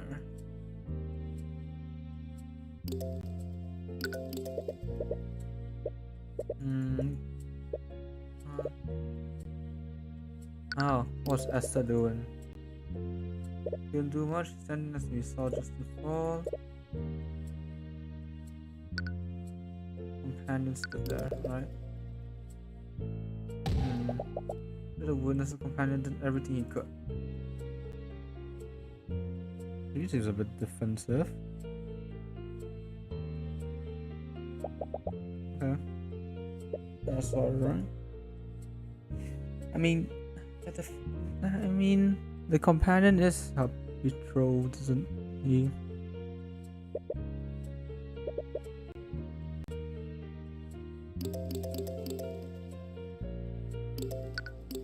Is there anything more to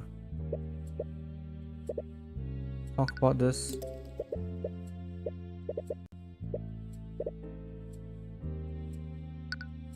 You can see anything? No, it was small fleck far away that barely make out a person.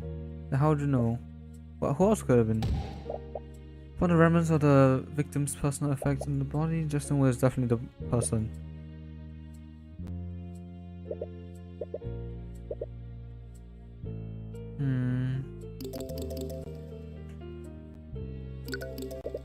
Alright, let's change it back to the first one.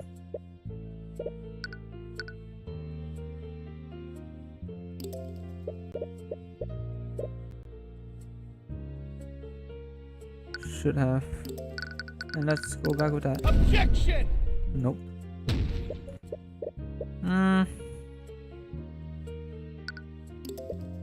We saw the real break.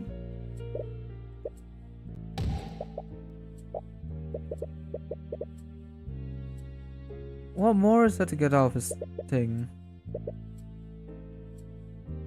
With the new evidence collected, there might be a detail that doesn't match.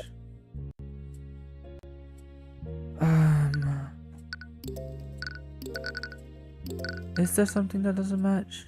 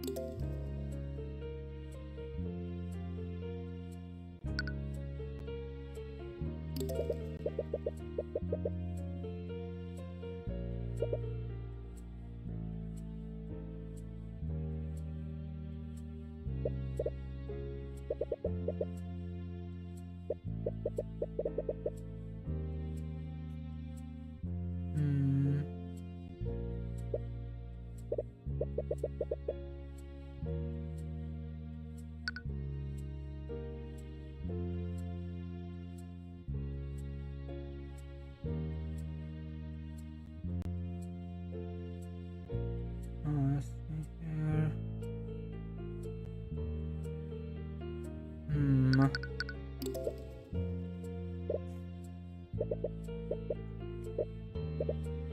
Maybe it was her testimony. Objection! Oh, it was. Oh. This happened during or after she got your attention. Definitely after. If it weren't for the commotion, she may well have looked up in the first place. Said she thought, but what does this mean? Morrison spoke to Rika about what she saw. She saw him fall off the walkway and then rush to you for help. Aye, sounds about right. No, Morrison, it doesn't. What do you mean? Who just saw him fall before she went to get help? And how do you see him fall after she came to you for help? I mean, it's a bit of a stretch though. Yeah, this was in reaction to seeing Justin fall off the walkway. That's true. How could you possibly have seen him fall off the walkway again afterwards? I don't know. A disputing witness' testimony over minor deal. Yeah, it's quite. It's possible that Morrison, our tutor, simply misremembered. Highly doubt that Morrison misremembered the order of what happened. His testimony matches exactly with the testimony of his companion. The Miss Tuna must have been the one who's taken. Huh. These conflicting accounts seem minor. Yeah, it does. Based on the broken guardrail, and only 3 individuals witnessed him falling off. The defense asserts that these witness accounts must be consistent with each other. Otherwise, the evidence is not strong enough to find my client liable. Please. The break in the guardrail is directly over the vat. That break is enough physical evidence. It proves that the victim fell in because the railing broke. How do you know the guardrail wasn't broken by some other event? That's ludicrous. A player just playing devil's advocate.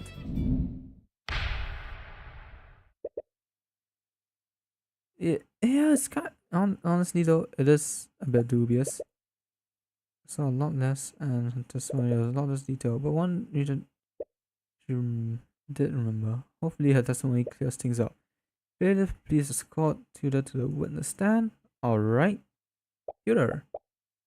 Name and occupation for the courtroom. Rika's first time testifying in the courtroom. Oh.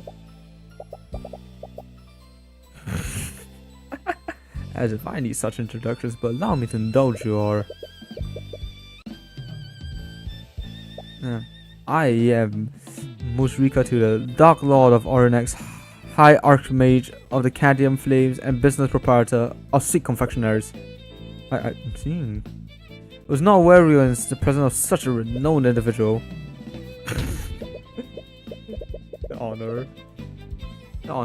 Musrika to is the owner of a local cafe in Orinex. Isn't she also a High Archmage? I am. No, she really isn't. Tyrion, you're ruining my flow.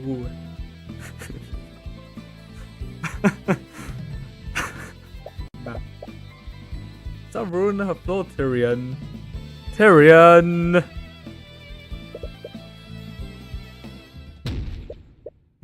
Anyways, today. Tyrion, you ruined her flow. At the refinery tonight, and you witnessed the moment the victim fell off the walkway. Am I correct? Yes, just right. Oh dear, statement you ran up to Morrison after you saw him fall off. Problem is, there's a contradiction between both of their testimonies. There's a contradiction? Morrison testified that he didn't see the victim fall into the vat until after you approached him. This wouldn't make sense though. You saw the victim fall off the walkway before you ran up to Morrison. Morrison couldn't have possibly seen the victim fall again after that. Oh, I think I see what happened. Lulu? I think you must understand what I said before. I misunderstood you? If that's true, could you please testify to the court exactly what happened? Please include every detail you can remember. Sure. Alright. What's the testimony now? I was at the refinery when I heard a strange sound from the walkway. I looked to see what it was. I saw that Justin had tumbled over the guardrail. But he hadn't fallen into a vat yet. I saw him barely hanging onto the edge of the platform. I didn't know how to get to the walkway from there, so I looked for help on the ground and found Mr. Morrison. He must have seen Justin lose his grip off the ledge and fall into the vat after that. Ah. Okay. That will explain how he saw the victim fall into the vat after fall off the walkway.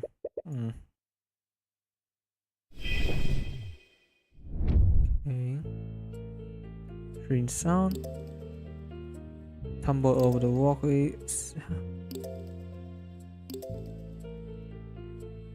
What's that? Did you also see? No.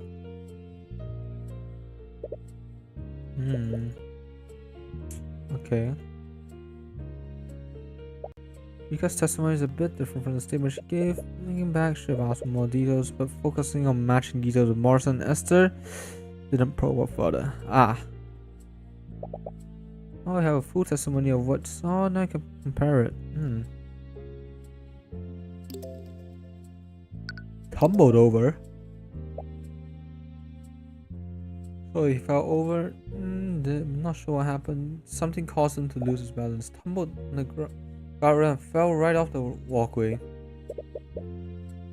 It still doesn't explain. I did see he fall from the walkway. What is this? Barely hanging on. Anyone around to back him up? Didn't see anyone around yet. Wasn't paying attention to that. Just focusing on saving him before he fell. Seemed that if anyone was nearby, they immediately tried to help him.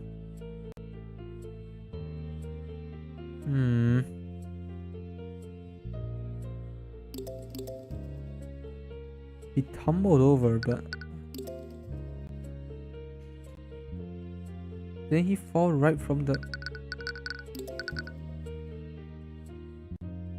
Yeah, they saw him lean on the thing on it and break. He didn't tumble. Objection!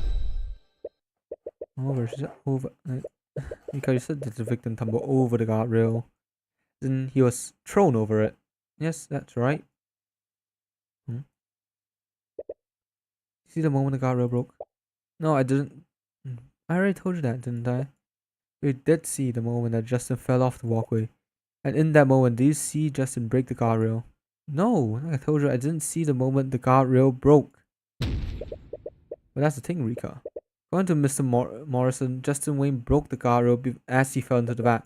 More specifically, he said that Justin was standing on the walkway when this happened. According to the prosecution, Justin Wayne leaned on a faulty guardrail and broke it, falling into the vat.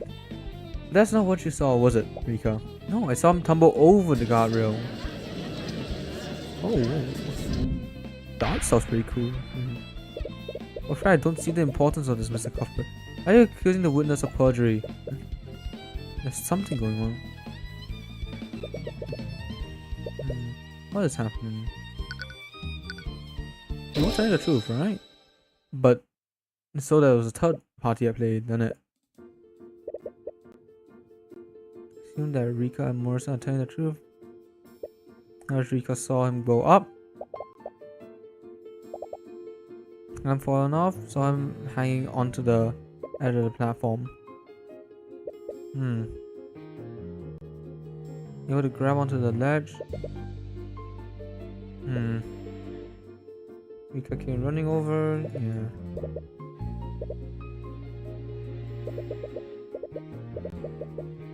He seems like a prince kind of guy. I've been unconscious, couldn't see anything on his face. Too dark to make out his features. Now, who else could have been? Yeah. Mr. Morrison couldn't see his face. That one detail of the testimonies never sat right. They dismissed suspicions, they found him in the vat. And know for a fact that he fell into the vat. Well, never consider another possibility.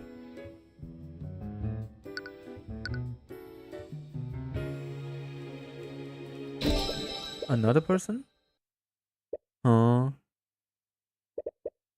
Wait, what? I saw someone fall off at a different time.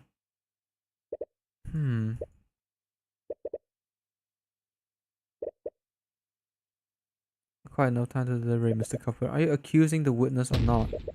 Not accusing the witness of perjury, Your Honor.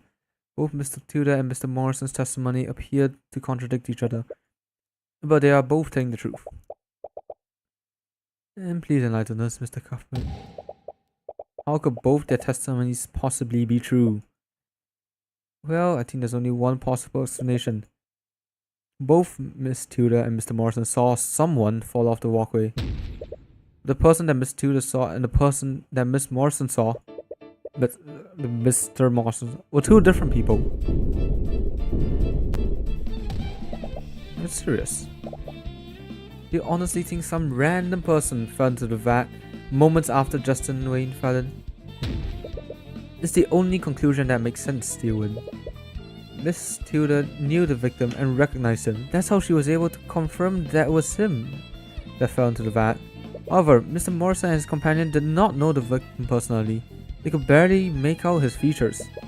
They only assumed that it was him after learning he fell in. Please.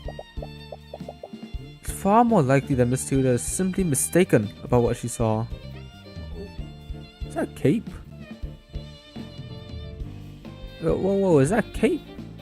Like, the thing? Whoa. That's cool.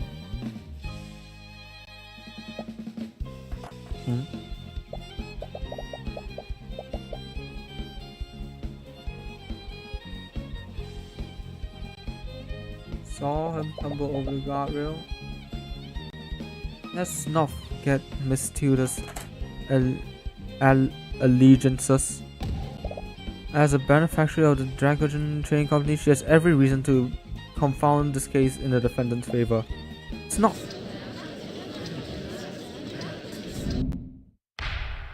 Whoa. Tudor's chill. She's chilling. This is a civil case, Mr. Cuthbert, not some murder mystery for you to throw wild theories towards. This is clearly an accident. I guess not. Well, not sure about that, Your Honor. Justin Wayne's death was also reported as an unfortunate accident. As a result, the city guard put minimal resources into their investigations. More specifically, there's no reason to call in the Arcane Inquisition. What are you talking about now? Why would the Inquisition be... No, that's exactly what he's saying.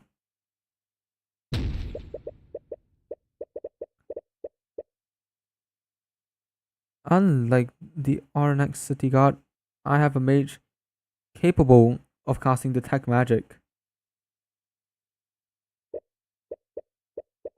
My bodyguard Service McCoy scans the crime scene for magical traces. And she found traces of transmutation on the broken guardrail. Traces of magic were found at the crime scene. But that will make this a potential homicide, Your Honor. This. Oh. I haven't seen this sprite before. I mean, I've seen it in the demo, but.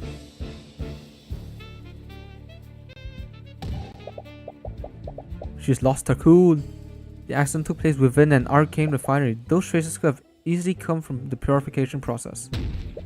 Still, when these traces were found only on the guardrails that Justin broke, we didn't find them anywhere else. We can't be certain of what happened, but it's clear that mage used magic near the scene of the accident. Foul play may have been involved.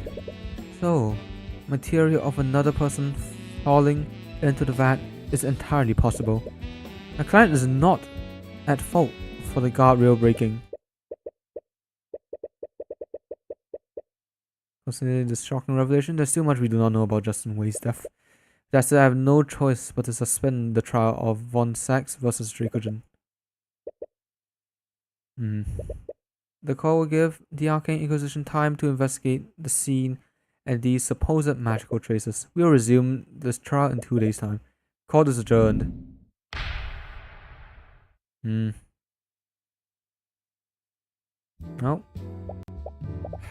Oh, wait. Survived the first day, but it feels kind of like we're back to square one. The Inquisition's gonna get back involved, and they're gonna... and they know magic played a role. If you want them to dismiss the case against Dracogen, you're gonna have to find out exactly what happened. If that's possible. Hey, bro! Snap out of it! Just tired? That has been exhausting. Head back to the inn and continue the investigation tomorrow. You wanna take another look? Oh. You should no, you're going back. Nah, you're not. You're not. Just... Whoa. Bro.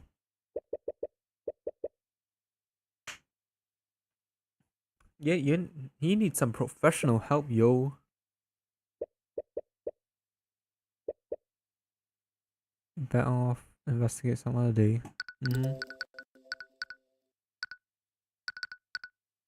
No, I like to save some sprites from the courtroom later, so I'll just go with that one.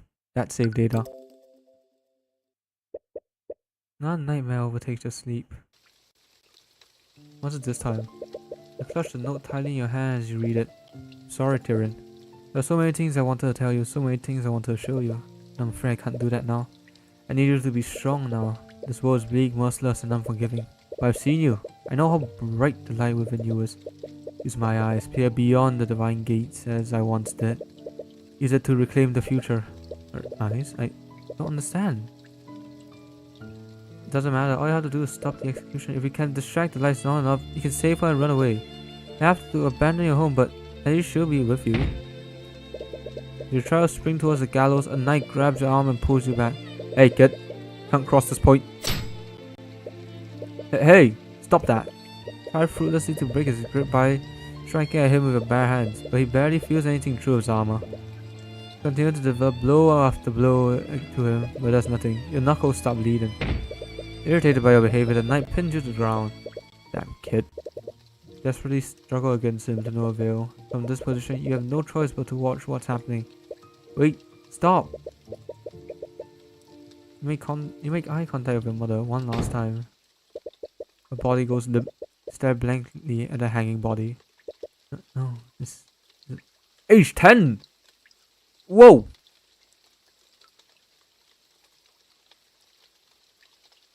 That is way too young. That's a whole 10 years ago. That is way too young to live through that.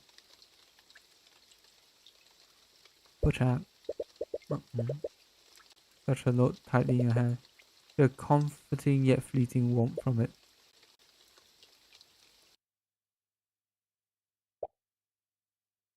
Tyrion?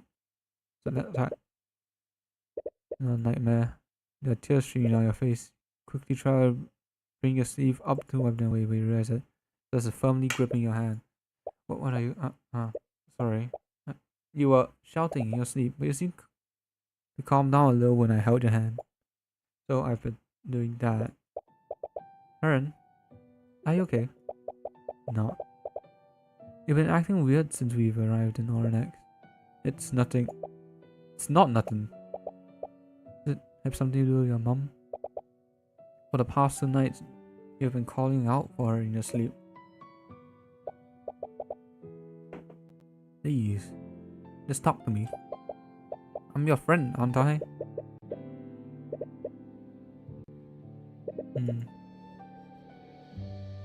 You know, since you started your career.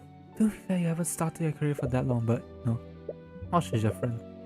What happened a long time ago. We lived here together in that old house. My mom was a merchant and a mage. Well, there was a mage? But I guess the gift of magic skipped my generation. I could never use it. About 10 years ago, my mother's business partner was found murdered, and they found traces of magic at the crime scene. They thought your mom did it. Mr. Mora was my mother's defense attorney for the trial. She did everything she could to get her acquitted, but she could never find the real culprit. They found her guilty for first-degree murder. Tried to stop her execution, but...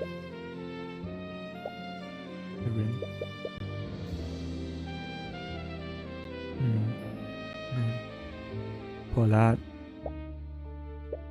And back here has brought back so many memories. Thought I've already moved on from what happened. If I could keep saving people as an attorney, then maybe I could put all this behind me. But I'm back in Oranax, and those feelings are still so fresh in my mind. It's like I'm still the same powerless child from 10 years ago. I know I've been taking that out on you. I'm really sorry. Don't be I get it. No one's like to lose someone like that. My dad was murdered. You were there for me. If it weren't for you, I still believe that he died hating me. That's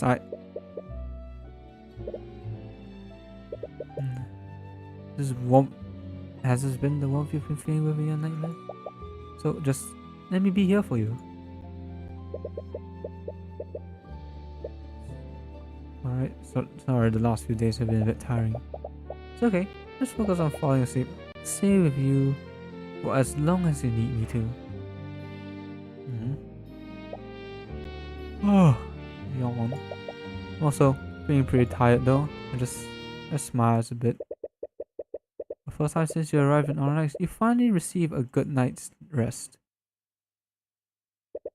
You wake up the next morning feeling well rested. You feel almost too rested.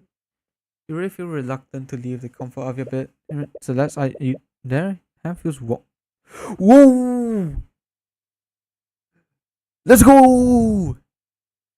Huge dub! Huge win. Huge win for my Matt. Let's go! Fat W.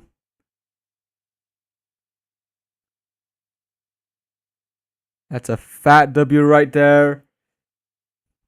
Tyrion. Good on ya, lad. Good on ya.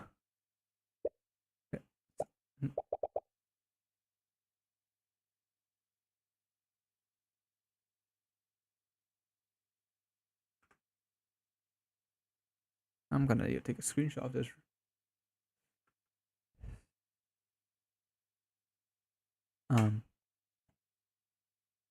Let me take a screenshot.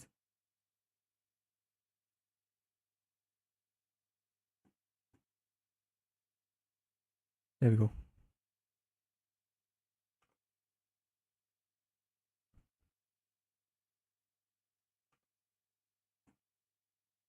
Yep. There we go. Eyes slowly open as she wakes from what looks to be an equally rested sleep. Drowsily scans her surroundings. Alright, that's another screenshot.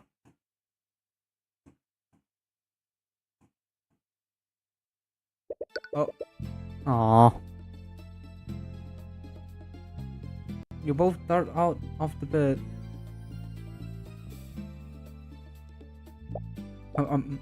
So you seem to be doing better. You're okay, right? The music's banging.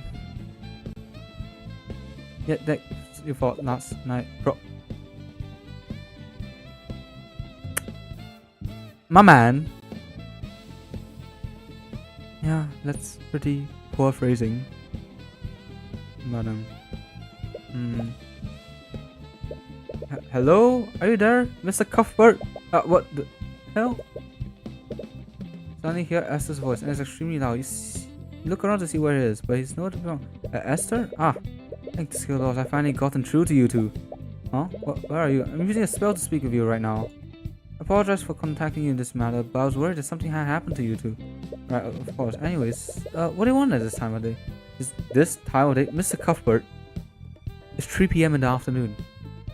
Huh? Bro. I hope everything's okay. Did something happen? No, everything's fine. Anyways, it's already this late. We should head out to the refinery. To the investigation. Let's do that immediately. Power walks out of the room. You're heading to the refinery. Do you mind if I meet with you two? There's something I'd like to ask you. Sure? Wonderful! I'll see you at the town square. We meet Esther in the town square while we walk over to the refinery. So let's walk to your destination with a bit too much purpose.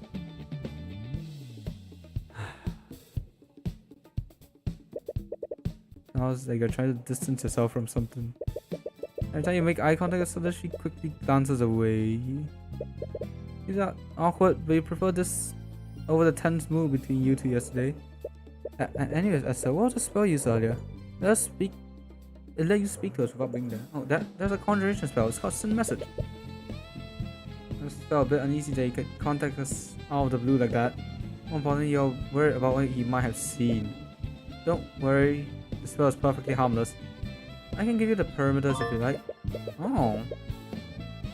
Malum. For the duration of the spell, the caster projects your voice to communicate with a target. Anyone within 30 feet radius can hear the caster's voice. The caster can also hear sound close to the target, allowing for two-way communication. The target must be a person known to the caster, and the person must also be conscious, otherwise the spell will fail. Alternatively, the target can be an object that's tuned to the caster's magic. Now it facilitates communication. Definitely didn't see the embarrassing state that you two were in. Either way, I'm not trying to be rude, but why are you following us? Oh yes. I was still trying to think of the proper method to ask you, but you both seem to be on edge at the moment. What do you know? You already told me about the traces of transmutation at the refinery. But the trial yesterday really highlighted the significance of that. I can't simply stand by if I was to witness murder. And can I join you on your investigation? What?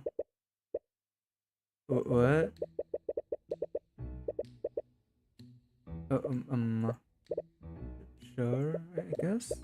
What? He slowly gestured for her to keep an eye on Esther. Esther is a prime subject now, and he has to be aware of that. But keeping her close to you might catch some distant thoughts through the eye. You arrive at the refinery and see that several knights from the Inquisition have already arrived. RM, yeah. Yeah, old lad. Oh, Mr. Cuthbert, I've been waiting for you. For quite a while, I might add. Right, sorry about that. I suppose you have your reasons, and you've proven yourself more than worthy of my trust. Although Dracogen gives Esther a suspicious side glance, he appears to have come to the same conclusion that you did. Well, you've given me little reason to doubt your judgment. I will leave the investigation in your capable hands. Speaking of, where should we start first? Now that we've gotten the Inquisition involved, we might be able to learn more about the magical traces at the crime scene. Look at Commander White, who's inspecting the walkway. Probably your best bet for getting more information about the investigation. Orim. Let's talk about the trial. Quite pleased with working you. I'm glad to put trust in you.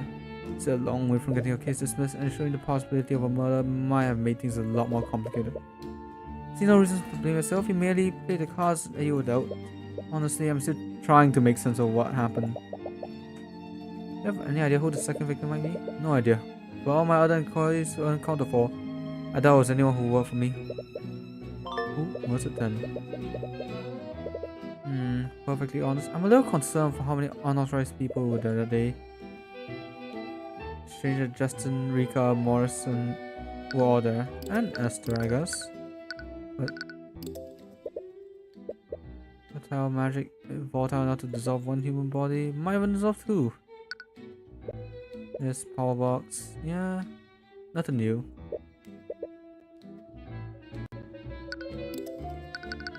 Alright.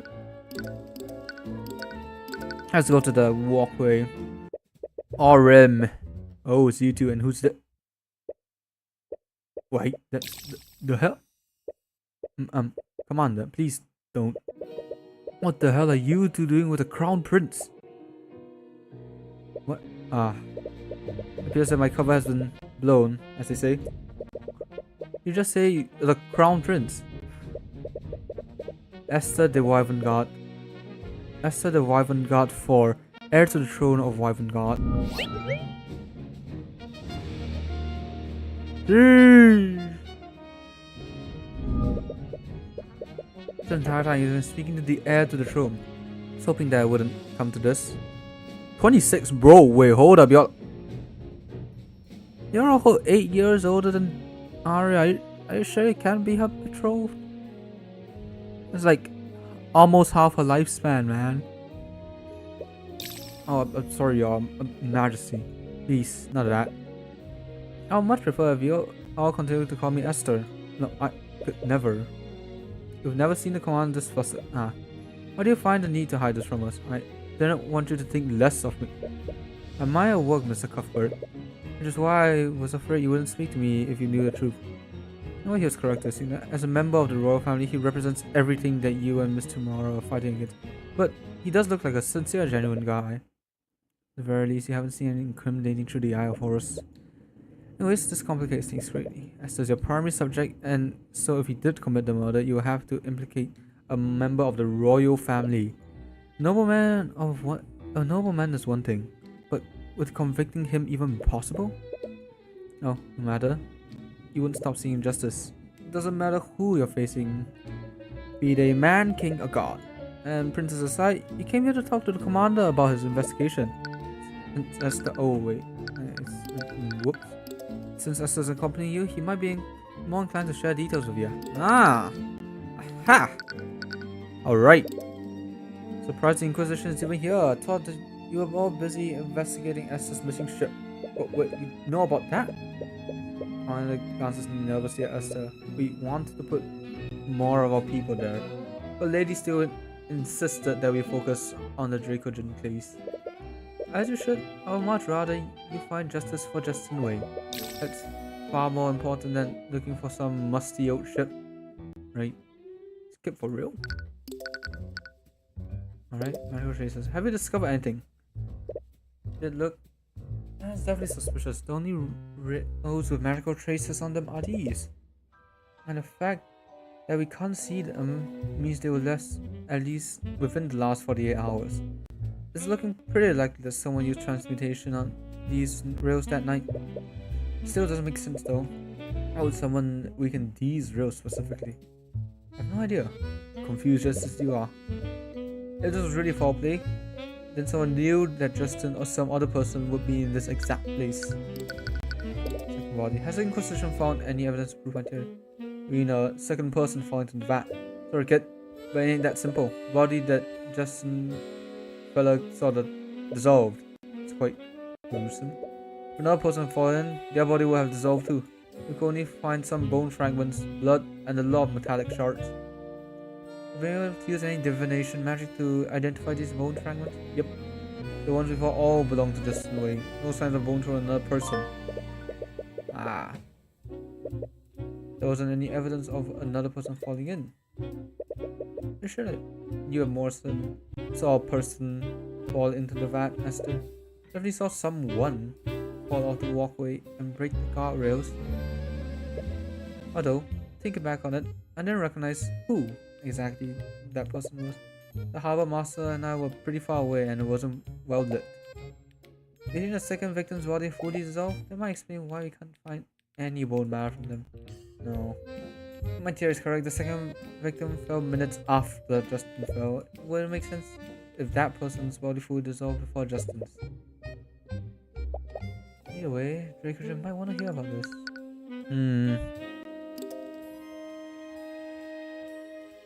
What if the second person was a person? The liquid was so volatile, how are you able to take things out of the vat? Oh, the liquid isn't volatile anymore. When the harbor master and I reported what we saw, the workers poured some sort of alchemical solution into the vat. Yeah, according to them, the solution neutralized the evocation magic in those chemicals. Oh, I see. The magical liquid in these vats are usually blue. The solution that they poured in turned green. Yes, unfortunately it was too late. By the time they neutralized the liquid, Justin's body had already mostly dissolved. If they haven't neutralized it so quickly, we probably wouldn't have found anything from the victim. Ah.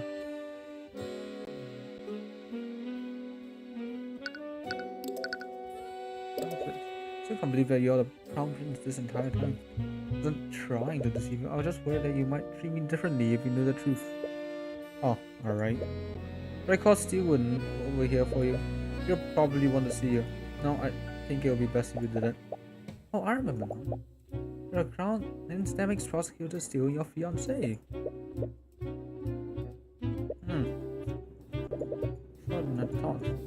That Miriam. She caused me so much trouble by publicly revealing my marriage to Lady Steelwind. I had hoped to keep it a secret for much longer. What is Prosecutor Steelwind? She was investigating these herself. So she wanted to investigate the disappearing ship personally. She seemed really hell-bent on finding the people responsible.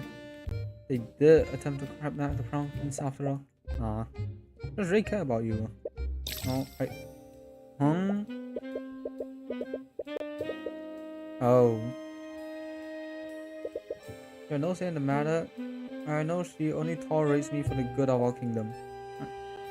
Especially because, no, I can tell by the way she behaves around me. Her hands quiver in rage, and she can't even bear to look at me when I speak to her. Damn. She may be my fiancée, but our marriage is purely political. She endures so much because of her name. I guess you aristocrats have your own share of problems. Nah.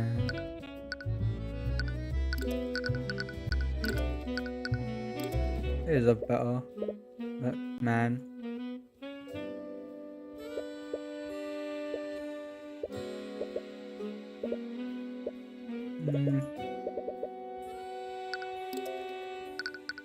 That's man. That's unfortunate. Alright, let's talk to Mr. Dracogen about this. We spoke about the Inquisition of what they found that they could only find bone marrow belonging to Justin. That and a lot of metallic shards. That can't be right. I was hoping to find some hard evidence to prove my theory. I was hoping to find another approach to prove it. No, that's not what I meant. There shouldn't be any solid matter in those vats. Talking about the metallic shards? Seems just some magical byproduct. No, the refinement process requires that everything in the vat remains a liquid. Solid matter will absorb the liquid's magical properties and taint the entire batch. So metal shards weren't supposed to be in there. Do you think they came from the broker's rating? Possibly, but we'll have to double check. Oh. There shouldn't have been any solid matter. So metal object was thrown into the vat. Done. Makes sense. Whatever the object was, probably dissolved the shards that Aurum found. That's the thing, though. I should have been born. The vat liquid should have completely destroyed the metal object. And the object would have been destroyed. We should have found any metallic shards in the first place. We did find them. I'll explain that. Because it punched it. The vat liquid was neutralized shortly after the accident was reported. Noah and Morrison reported the accident. The workers... Isn't Noah and Morrison the same person? Isn't Noah Morrison? They did this in an attempt to save Justin, but it also has stopped the liquid from destroying anything else within the vat. That's why we found those shards. And whatever the metallic object was, it was only partly destroyed. Means I fell to the vat around the time Justin fell in. If it fell a while before the accident, it would have dissolved completely, and if it fell in after, it wouldn't have dissolved at all. However, the object was probably as large as Justin. I think it has only the second victim? Maybe they're holding it when they fell in. Not sure, but it's possible. Alright. Alright, Aurum. Shard. You have a mind? Don't get any ideas about taking it. You also want to avoid touching your repair hands. Liquid's neutralized but ain't good for your skin.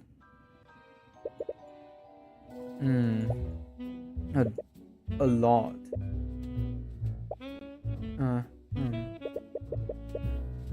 Okay. On the sides of rocks, it's difficult to find any discerning features. Any luck? No, I found.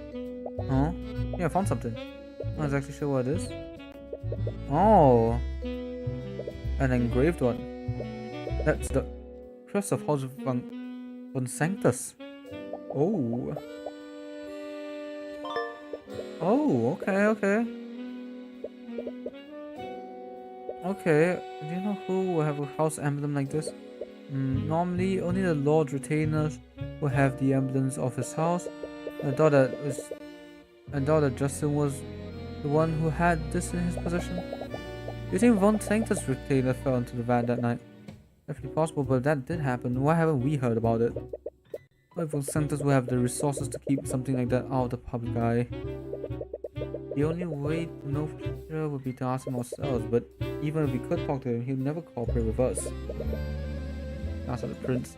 Someone at his station will have no trouble meeting with Lord Von Sanctus.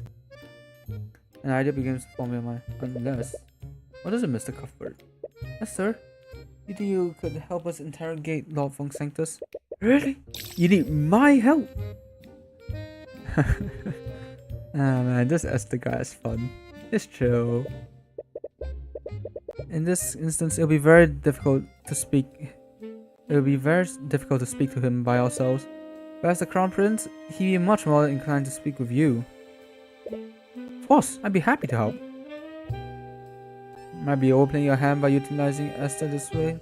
We're still wary of the prince, especially since he was the only one of the few mages at the scene. Will this really work though?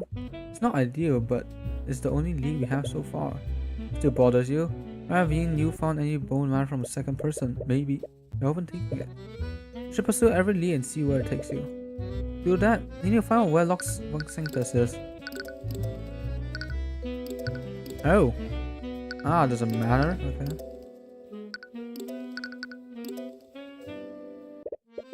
It wasn't that such idealistic notions threw our nation into chaos?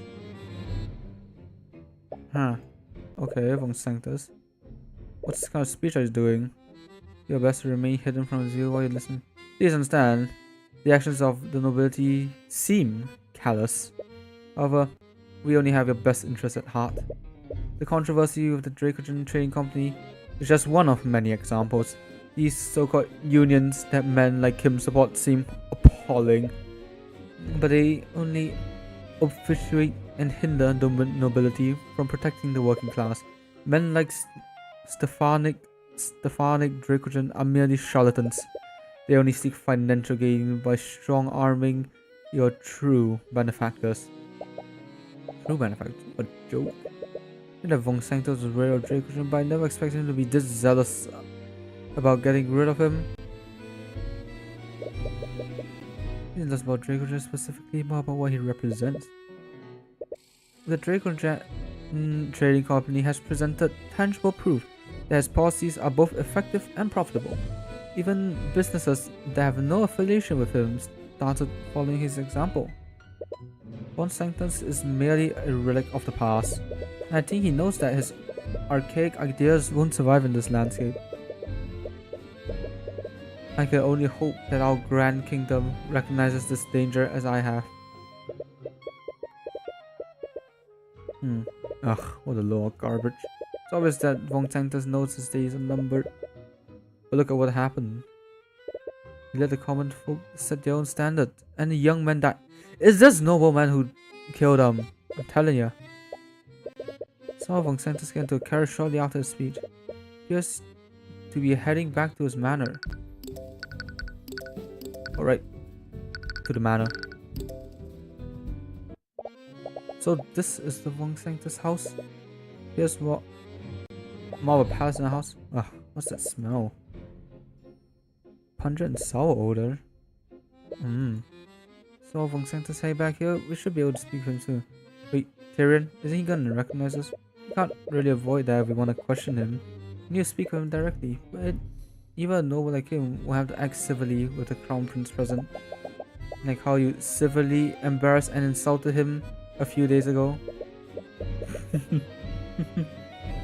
Hey, he had it coming though. That's not like we can hide our identities from him. Face him in chess tournaments, and I'm Dracogen's attorney. He knows what we look like. What we look like? Wait, that's it. What? What are you? Wow, that's quite impressive, Celeste. Right? I've been practicing that one. What are you two talking about? I think you should see for yourself. Prince gestures towards a nearby mirror in the hallway.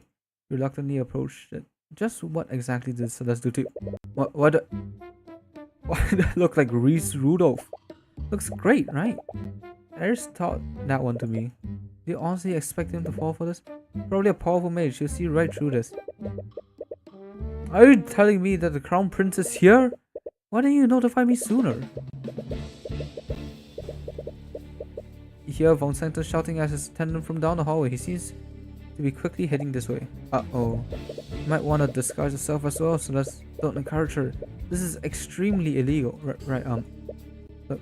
You should just dispel this ridiculous disguise, and he's almost here. I can't think of anyone. I'm terribly sorry for keeping your highness waiting. Lucia. What was that? What are you talking about? Okay, I thought I heard something.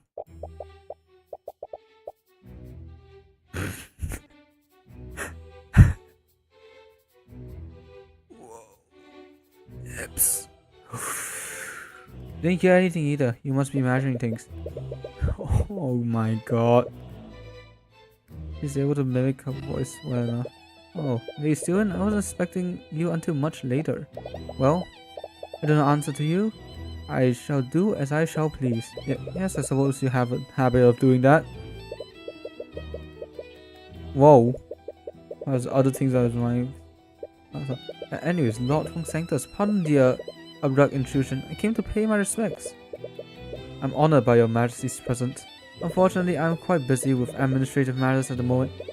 Too busy to show hostility to the heir to the throne. I was a... Damn. I suppose I have some time to speak with you. Things aren't ideal, but you have Lord Von Sanctus. You have Von Sanctus here with you. Should let Prince Esther make small talk with him for a bit. But then you can subtly bring up Von Sanctus's crest that you found in the vat. Hey. What do you think of this?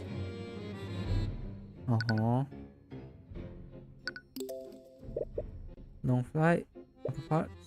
Time to snoop around, but let's not take such risks. Repario Arcanum. You can't see the illusion magic that you cast on yourself?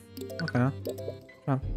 heard about the charges you brought against the Dracogen Trading Company. Forgive my bluntness, but is everything well within your estate? Oh, that. I'm simply cleaning house, nothing more. I've dealt with plenty of men like Dracogen before, and this time it will be no different. I understand that he may be taking business away from you, but does that really warrant you taking such drastic measures? It's not about his business. It's these ideas that he's putting into people's heads. He's allowed these unions to continue existing, and other businesses are following his example. It's absolutely absurd. It's as if the entire world has gone mad. Let's see. Our society only functions when the lower class knows their place. If that's how society functions, then perhaps it is flawed. You're still young, Princess. These righteous ideals may sound appealing, but they are the path to disorder. The common folk do not care about the well-being of our kingdom as a whole. They only care about themselves individually. If you allow them to become empowered, they will use that power selfishly. It's up to the upper class to maintain order. I see. Right. By the by, I was surprised that you're representing Von Sanctus, Lady Steelwind. Oh, right. What's he doing? Very hard enough to maintain his rules. Yeah, you recently became a prosecutor, but I never imagined that you represent a noble. Don't get ahead of yourself, Esther. Let's not be coy, Lady Steelwind. You must know, Your Majesty, how Steelwind and I came to an arrangement. The fair lady is so keen on wasting her talents on civil work. Given that, I might as well utilize her to my benefit. Wasting? Do. Whoa. Scary lad. Do not speak to her like that. Whoa. Oh. Mean no disrespect, but rest assured this is only temporary. See. So you have an arrangement with Lucio Steelwind.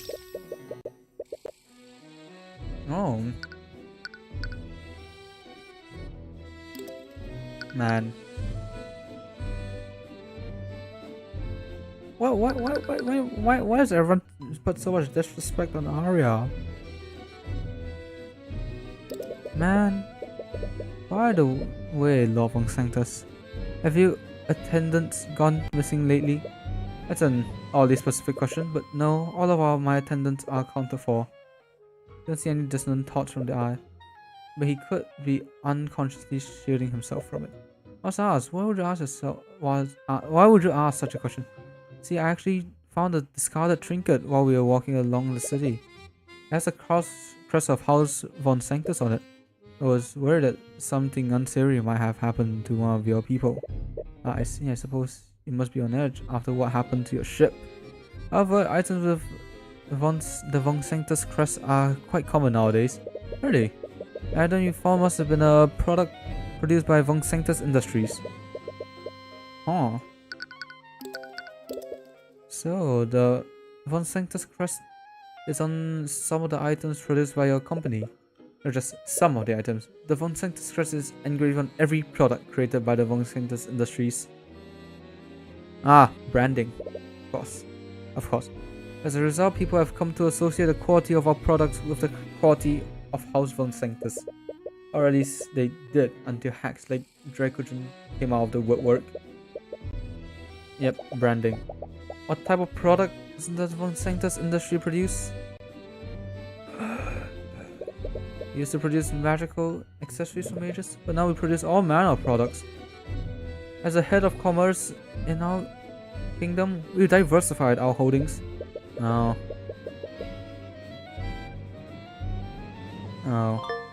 Could have been from anything, I guess. Is it really impossible to identify where the shark came from? Do you sell your products to the Dracogen Trading Company? Yes, of course I do. Despite my misgivings with Dracogen, it would be foolish of me if I didn't do business with him. It means that there are Von Sanctus products in the Arcane refinery. Call yourself Von Sanctus Industries, after all. Hmm. Just what are you implying, Lady Steelwind? Whoa, whoa, whoa, whoa. Was there a Von Sanctus product in the refinery on the night of the murder? Hmm. Answer the question, Von.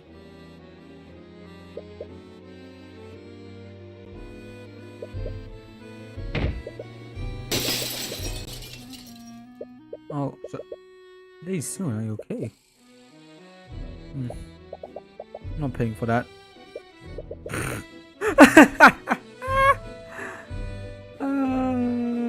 Man. Man. That's great. Brilliant. I'm not paying for that. Refuses to elaborate. Construct, I require your assistance. Acknowledged. Construct, clean up this mess at once. Acknowledged. Quickly picking shards of the broken vase. You own an arcane construct? I do. Von Sanctus Industries as the inventor of arcane constructs after all. Would you like one, Your Highness? My apologies. I'm not very interested in using artificery. To yourself. In any case, I'm afraid Lady Steelwind must be taking her leave now. What? Remember? You said that you could only accompany me for 1 hour. Close to being an hour, right, Lady Steelwind? Oh, right. 1 hour. It would definitely not be good for us to have more than 1 hour. For us to be here for more than 1 hour. Oh, that's... In the meantime, may I discuss some personal matters with you, Lord Von Sanctus? Of course, I am at your disposal, Your Majesty. Oh, okay. That was embarrassing. Yep, but too close for comfort. At least no one saw through disguises. Are you an attendant here? Please notify Lord Von Sanctus that I...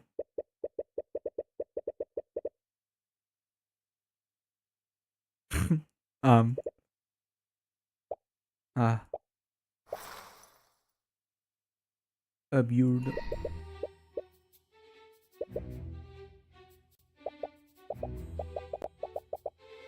Is impersonating the students a hobby for you, Miss McCoy? And no, it's just because she respects you so much, you know? It's simply because she respects you. And no, that was really a good reason for us doing this. I guess you wanted to interrogate Lord Von Sanctus without him knowing who you really were. No. Lying about your name is one thing, but impersonating a noble using magic is a serious crime. Tyrion, help, please. God, I have to call again. Sorry for the wait, you two. I have to discuss. You still win.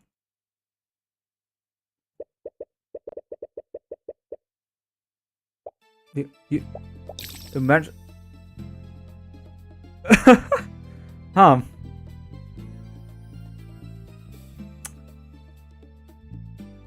Right.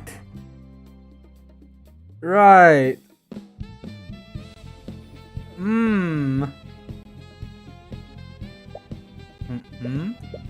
Oh, I see you dispelled the disguises. You knew about it. Man, she looked really cute like this.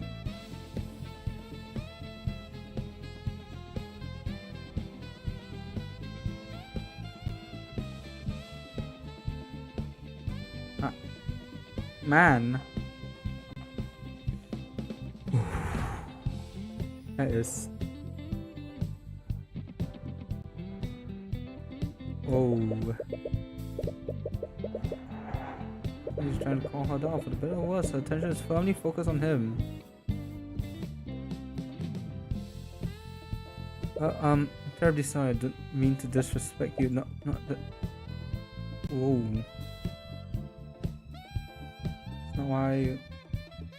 That's not why you what? Alright. Really close.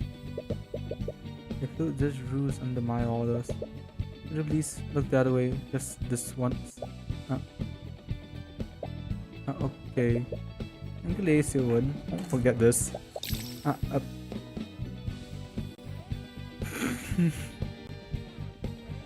You need to go. The, Aria, are you okay? Aria.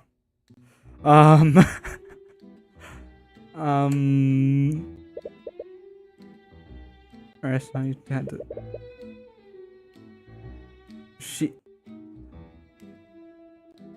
Bro!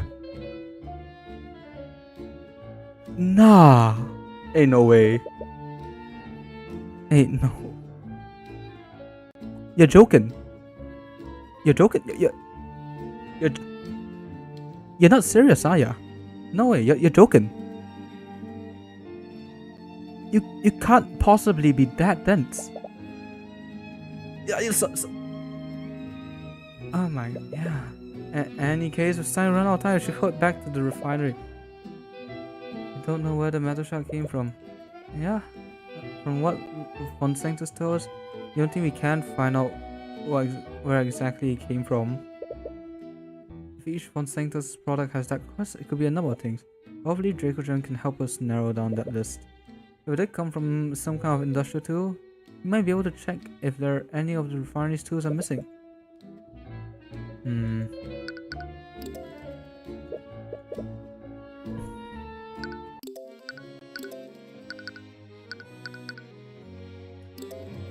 Oh man.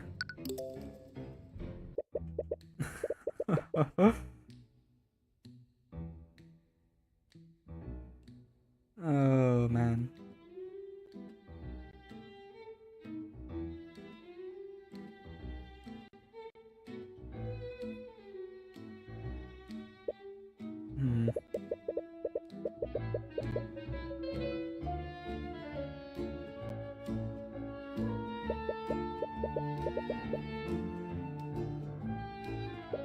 Right.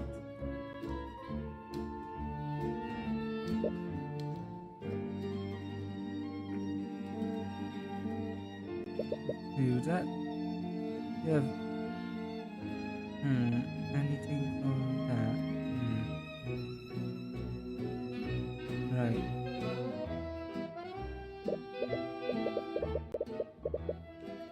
He personally sold me quite a few weeks before I arrived.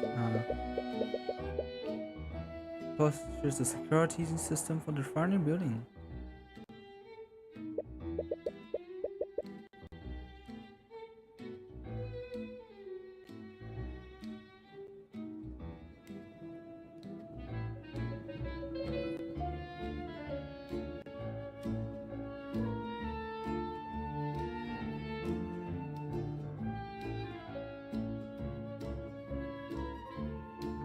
Anything else from him? Tried to sell me some of those arcane constructs. Tell me I could be the first person in Arnex to own such innovative technology. Why turn them down? Really? Seems so useful. Don't feel comfortable trusting machines to handle the work here. Those constructs require very specific instructions and they lack competence. True. It's heavily emphasized how exclusive this deal would be for me. Looking back on it, he's probably trying to make me more dependent on his services. True. Anyways, have any of the tools from von Sanctus' industries been reported missing? Inquisition actually asked me the same question, so I took some time today to check my inventory. There was one tool unaccounted for. Rod of Mending is a large tool that we use to repair damage on the machines. How large? Quite large. Call it rod, but it's more of a large cylindrical tool. It requires two people to carry and use it. Right. A repair tool would use transmutation magic, right?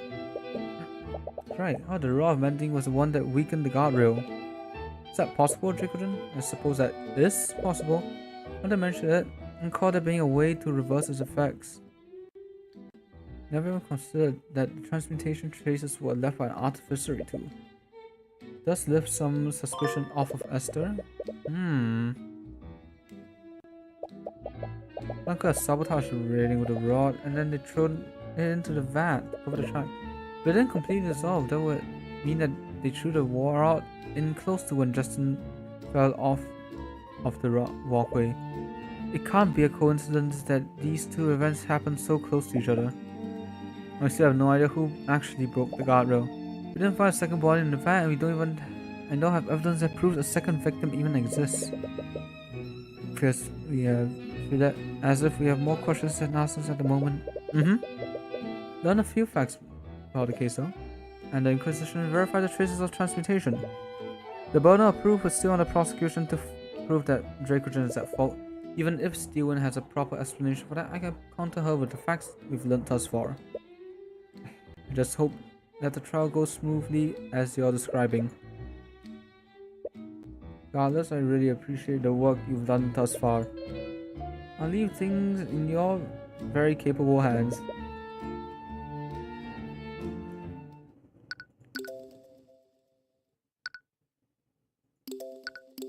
Oh. Oh wait. Is this a trial?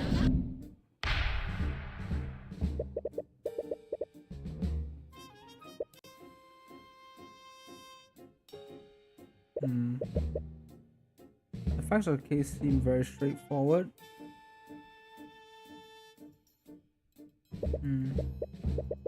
Victim Justin Wei put his weight on a poorly maintained guardrail on the refinery grounds. Said guardrail broke, causing Justin Wei to fall to his death. However, the defense presented a shocking piece of evidence in the previous proceedings. Traces of transmutation magic were found on the same broken railgun.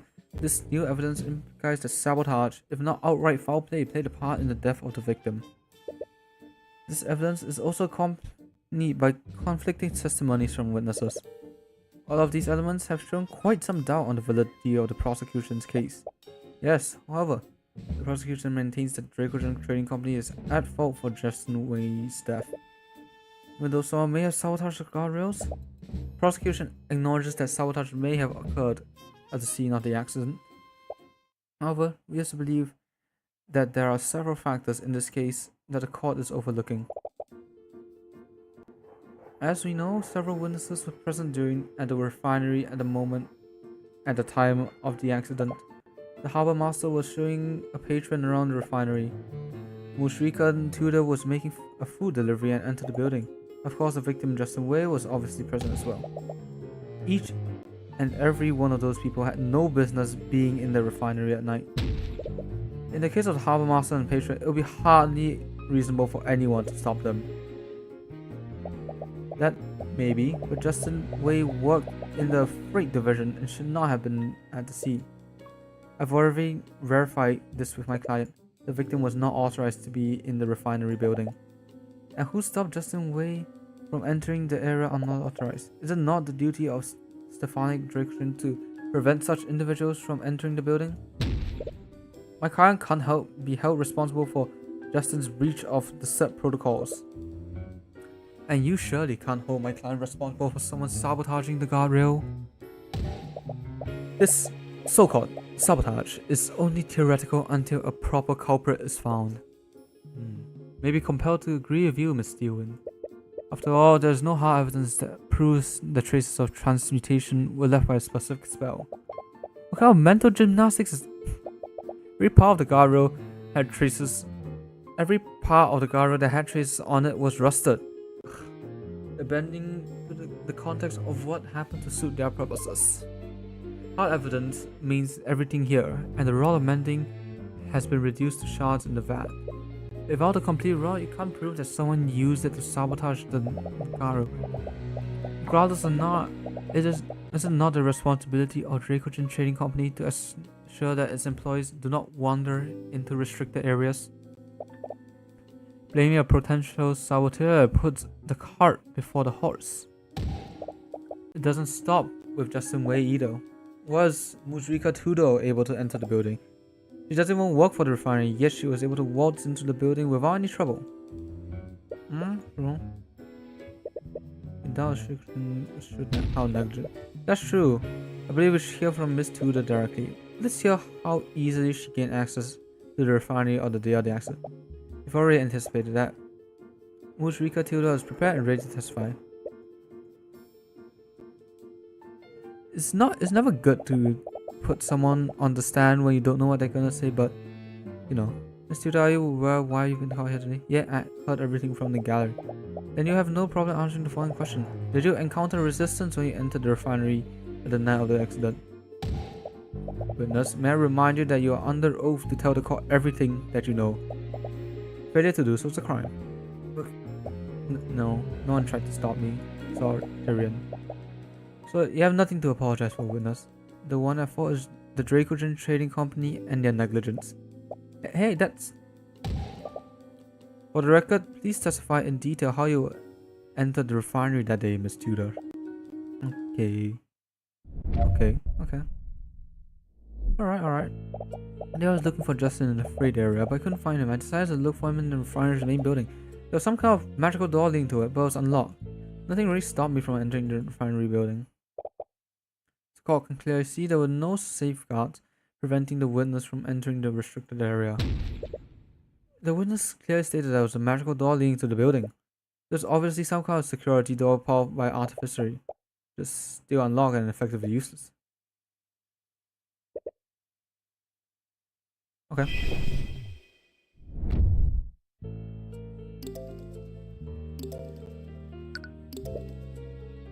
Door powered by This one looked more complex. The one in my cafe magically locks the shop when I close it for the day. I guess the refinery does the same thing. But that means there was a mechanism to keep out unauthorized personnel, which was effectively useless. The witness entered the refinery and encountered zero resistance. Furthermore, the Inquisition has already logged the specs for the door. Magical keys can be used to unlock the door for 5 seconds. After these 5 seconds, the lock automatically closes the door and engages the lock. Ah. Did you use a key to unlock the door, Mr. No. You can see from this report, Stefan Dracogen was the only person capable of disabling the lock. This means that it's entirely Dracogen's fault that the victim gained access to the building in the first place. But that's what you... not what you meant, but it's what you imply. I just can prove that another person disabled the door. You can't? Carlos, please add this. You can though.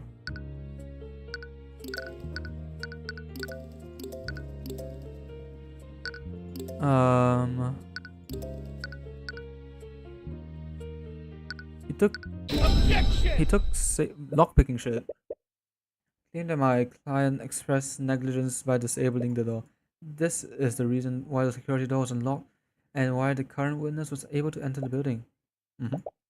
Client's negligence allowed unauthorized persons like Justin Wade to get access to the building. And regardless of any sabotage, Justin Wade died because he was in said unauthorized area. Whoever told you that another person may have disabled the door? Not because of laziness, but for more nefarious purposes. What are you talking about? Recall the witness entered the refinery building and spotted Justin Wade afterwards. This means that Justin Wade entered the building before her. So that begs the question, how did Justin Wade enter the building? The answer is obvious, he entered the same way the witness did, through the unlocked door. Not quite. Since this trial began, we still haven't answered why Justin Wade entered the refinery building in the first place. He entered the refinery building with the intent of robbing my client's personal safe. I already told you, Tyrion. You would never do something like that. I'm sorry, but there are some things about Justin that even you didn't know about. The truth is that he was deeply in debt to a crime lord named the Eye Taker, and he was extremely desperate to wipe that debt as soon as he could. I won't ask how you came across this information, Mr. Cuthbert, but what does this have to do with the disabled magical lock? Still, Justin owned a set of tools that he used for picking mundane and magical locks.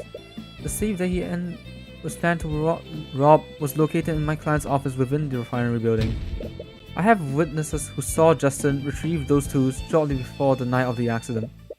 clearly had a plan to disable any lock that stood between him and the safe. This means that it's entirely possible that Justin disabled the locked refinery door illegally. We're not actually gonna bring the AI. Kind of nothing right now. Basically assaulted one of them. Both assaulted him. She ain't wrong though. Hold on a minute. You can't just accuse him like that when he can't defend himself. Sorry, Rico, but his delinquent friends told me about his plan. He didn't want to rob Dracogen, but he needed the gold to wipe away his debt. If Justin wasn't the one who disabled the lock, that will only leave Dracogen.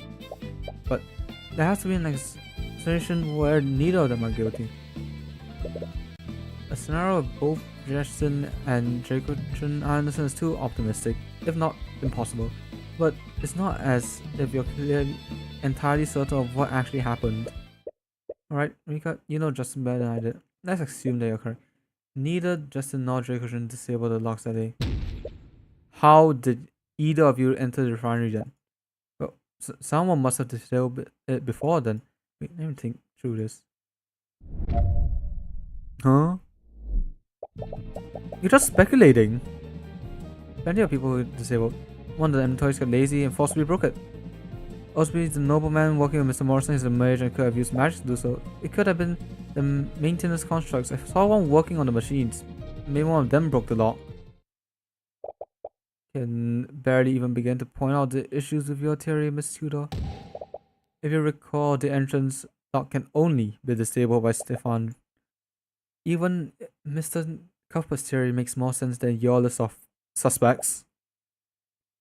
And Rika just wants everyone to be happy, but man, unfortunate.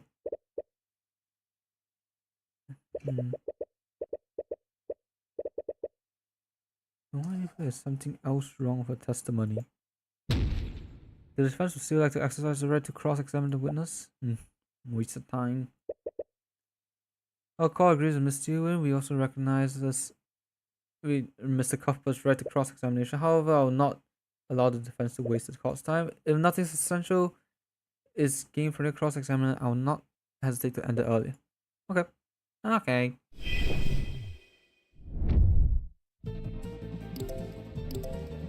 I wanna know more about this construct. You know, those magically animated suits of armor.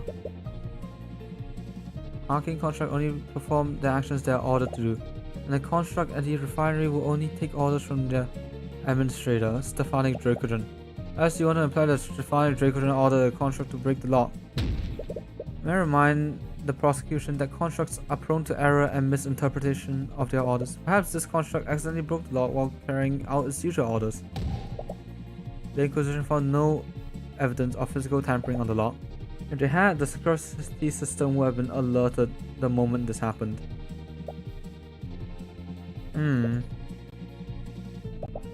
One is not apparent. Ignore the suspect and focus on the other details. Yeah. Many people, yeah. And that's not...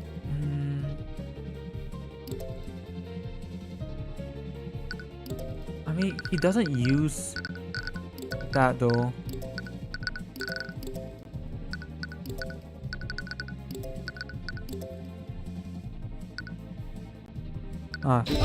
He didn't purchase any constructs.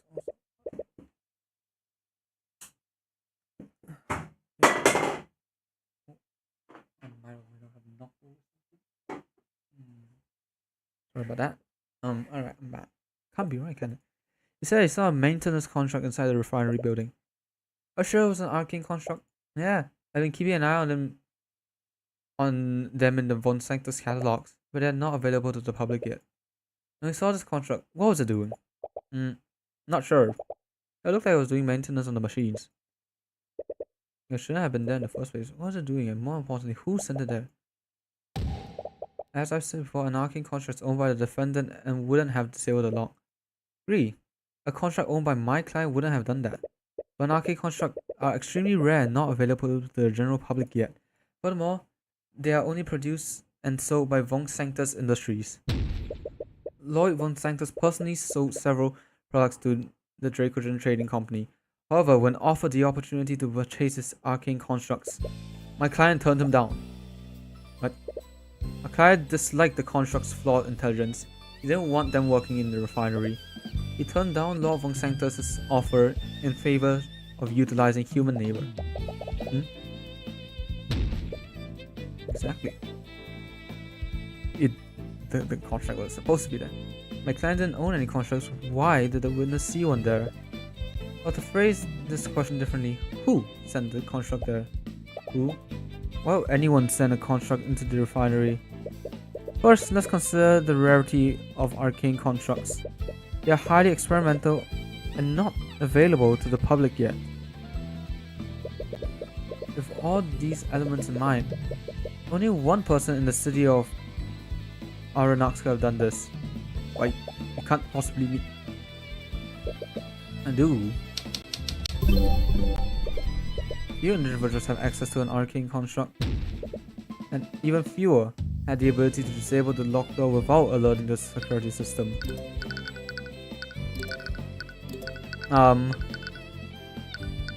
Lloyd? Yeah, only one individual who could have done everything I described. Lloyd von Sanctus, the noble law of Ariaussy. Can't be serious. Are you accusing Lord von Sanctus of illegally sending a construct into the Arcane refinery? What possible reason would he have to do that? Working on the machines where the construct sent by von Sanctus didn't actually work for Draven. I mean, Rika, when you saw the construct in the refinery, was it carrying anything? Yeah, actually, it's carrying a large cylindrical machine. It looked pretty heavy. Like it would normally need to be held by two people? Yeah, how do you know? Since now. He had been too aggressive in pushing these charges. It wasn't because he was desperate to get rid of Dracogen, because he needed to cover up what actually happened. To your honor, the tool that the witness saw this construct carrying wasn't just any tool. It was a rod of mending, an artificery tool that channels transmutation magic. Transmutation magic, as in the magic that could be used to weaken and sabotage parts of the refinery. No, are you seriously accusing? Your honor, Lord von Sanctus sent a construct into the Arcane refinery to sabotage it. In other words, Lord von Sanctus is responsible for that guardrail breaking. I think that's enough out of you, you upstart commoner.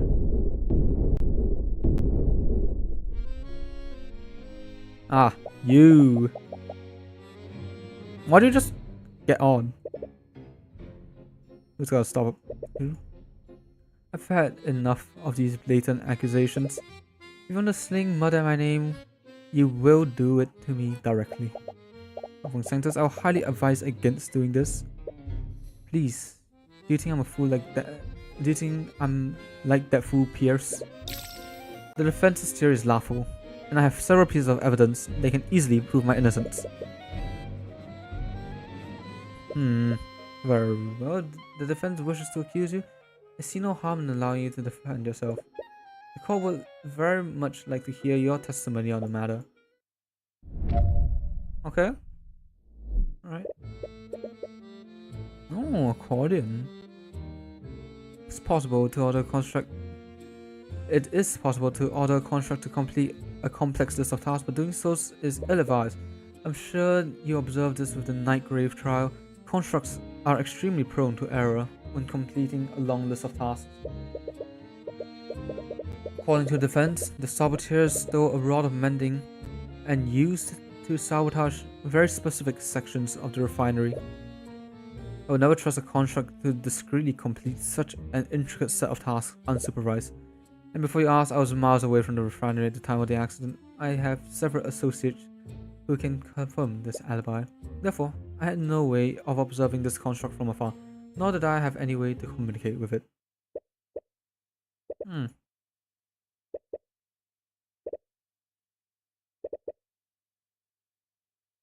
Okay.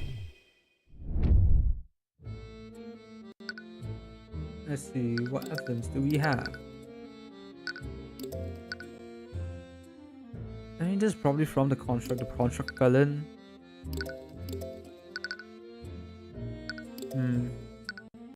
Well advised.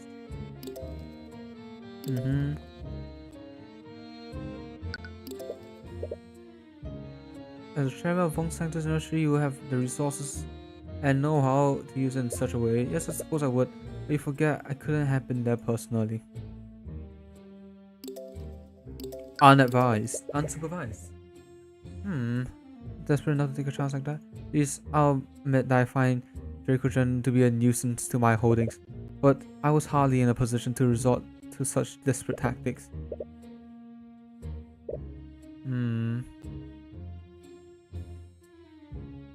I have several associates. Okay. Suppose you wouldn't mind having these associates testify before court? Lord Van Sanctus was discussing the blockade being put around the city. Stewin. I won't go into detail about what they discussed, but the King's Guard, City Watch, Arcane Inquisition, and myself were present. You can all confirm that he was present during the meeting. Although his behavior was quite erratic that day. But how can I not? You people have no care for personal hygiene. It took my retainers hours to disinfect the area. Right, anyways. No way of communicating? You have had one of your servants don the construct as disguise. Extremely dangerous to wear the construct like a suit of armor. This almost ends in severe injury and death in the worst case. Furthermore, this construct would have needed to carry and use a rod of mending. I have many capable servants, but none of them have superhuman strength.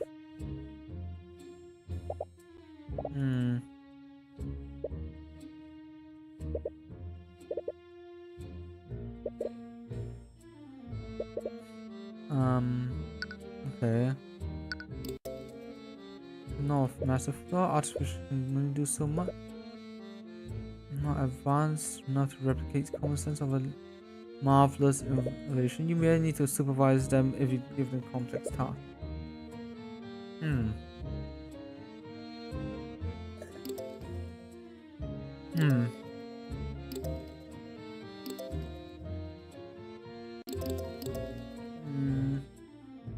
mean, it makes sense, but I feel like wouldn't he just be using a different thing?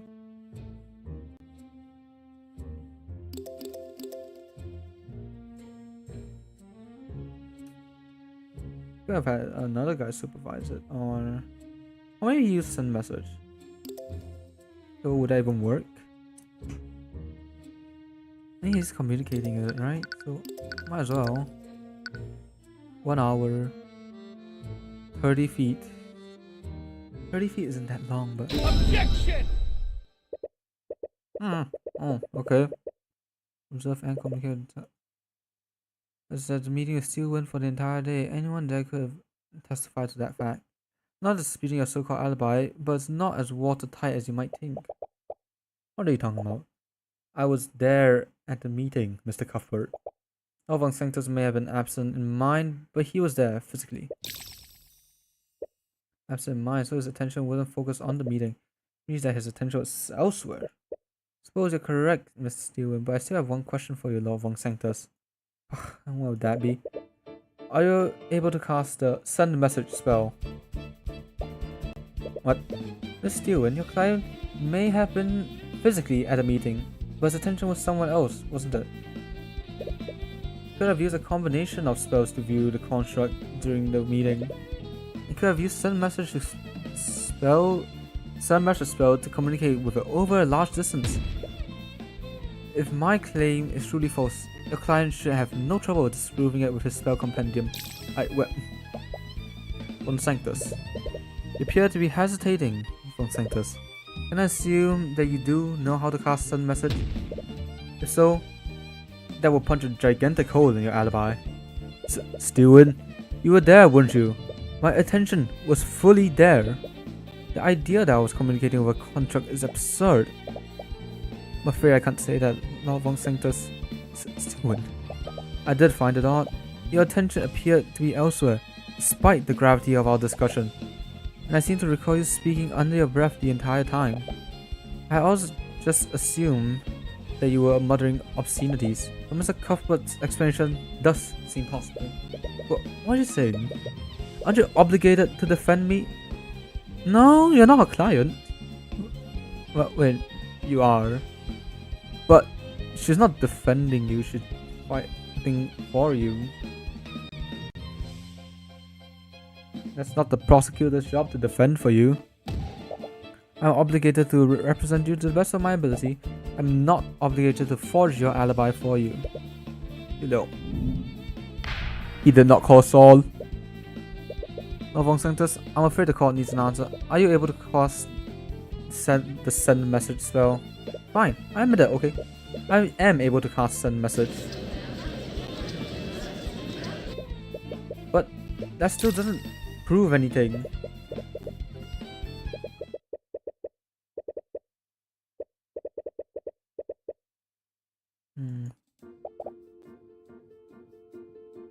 He just tumbled over the thing.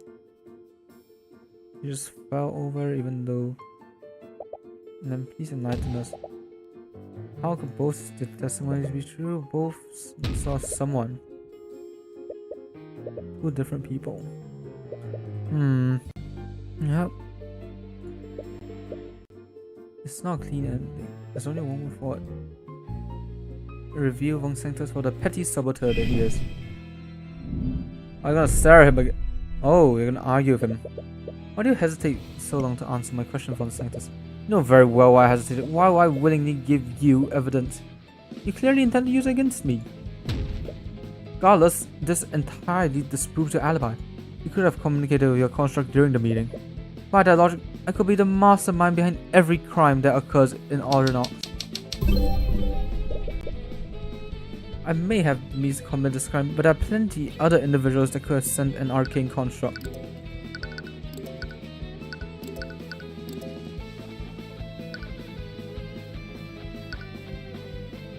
Isn't literally that? You of all people should know that arcane constructs are not available to the public. When you attempted to sell those constructs to Dracogen, promise him that he will be the first merchant in Ariaussy that will be able to own one. Since he refused the offer, that will leave you as the only owner of arcane constructs in Ariaussy. That's... well, I admit I may not have been truthful when I made my sales pitch. Just saying you lied to my client. Oh please, every good businessman knows how to embellish the truth when making a sale. True, I sold contracts to plenty of other individuals in Ariaussy. It'll be too dangerous to sell to anyone else. Contradict thoughts, right? Frankly, Von Sanctus, I find that hard to believe. After the Nightgrave trial, you must be a lot more fearful about who you sell your constructs to. You only tried to sell a construct to Dracogen so that you could control him. You wouldn't have done otherwise. That's so, then why don't you prove it? No, Von Sanctus, why don't you prove your statement? Show us any invoice that proves you made a sale to someone in Ariaussy. Oh? Who says that the saboteur lived in Ariaussy when I made the sale? Wait, serious? Ariaussy is a trading hub. Plenty of people come and go from the city. Any one of my customers could have secretly entered this city to cover up the sabotage.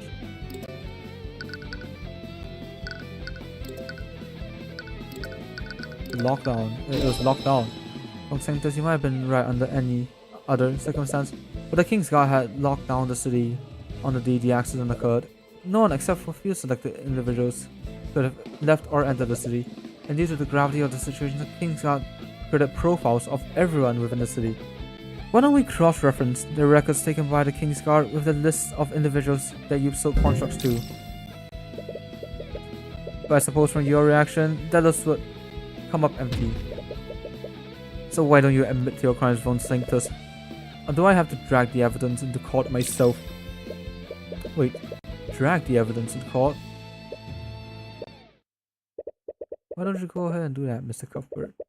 Bring your so-called evidence. Don't know where this confidence is coming from, but we can easily detect traces of divination and transmutation on the constructs you own. Assuming that a construct still exists, that is.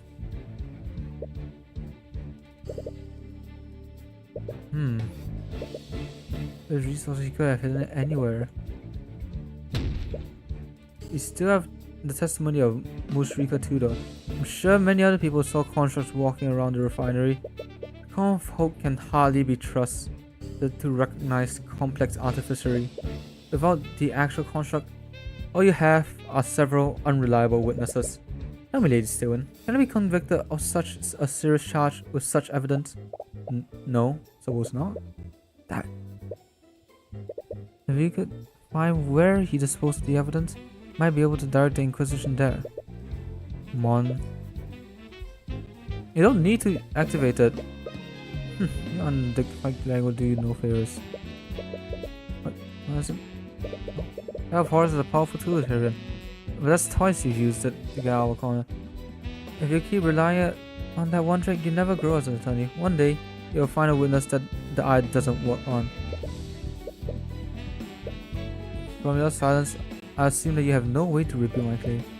I assume that makes it checkmate, the upstart commoner. Honestly, I can't believe you resort to accusing me of manslaughter. What a crass and underhanded tactic. I suppose I wouldn't expect anything less from a charlatan like you. Bro, what the hell are you doing? Look on my face. Are you seriously giving up? See, you get out plenty of situations like this. So why are you giving up this time? Sorry, sir. Can't use my. That's my usual strategy. There's no way to find the evidence that we need. Seriously, bro, it's right here. Right, this thing right here. There. There's your construct remains. You play chess? Yeah, there are many openings.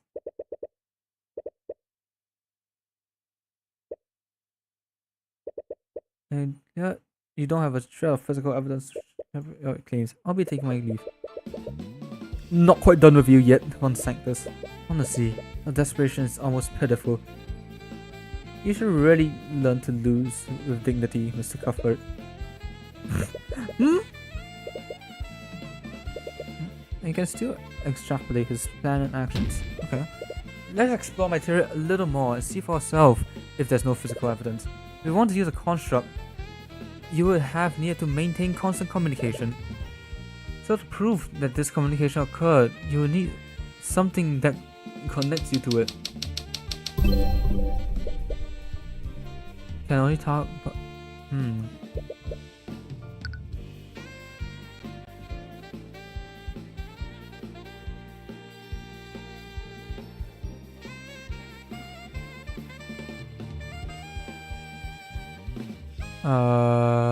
Lloyd von Sanctus attuned to. Arcane construct isn't a person, so you must have used an object attuned to your magic to communicate with it. Miss Stewart, if we were able to find that object, would that tie your client to the sabotage? Hypothetically, yes. The Inquisition has divination magic, and they can use it to detect if an object is attuned to a specific mage. Good luck finding such evidence. If I did perform these tasks, the remains could be anywhere in Oranax. I'm not so sure about that, Von Sanctus. Let's take a look. Let's look at things from your perspective. Why would you do the things that you did that day? Knowing that will point us to where you ultimately hit the construct. Your intentions was to sabotage the refinery without anyone finding out what you did. So how would you dispose of the construct and the attuned item? The acid. Oh, the vat of whatever. Into the vat of liquid. Found remnants of the rod of mending in there. But wouldn't that mean it's fully dissolved? There's no physical evidence for you to find it. Not necessarily true. You threw the rod of mending to the vat and that didn't fully dissolve. Workers neutralized the liquid immediately after Justin fell into the vat. What? Neutralizing that liquid rendered it unsalvageable and useless. Doing that would have cost Dracogen a small fortune.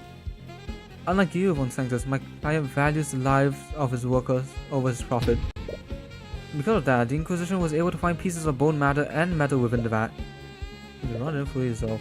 That means that it was thrown into the vat around the same time Justin fell into it. You wouldn't have thrown the rod into the vat until after you were done with your sabotage.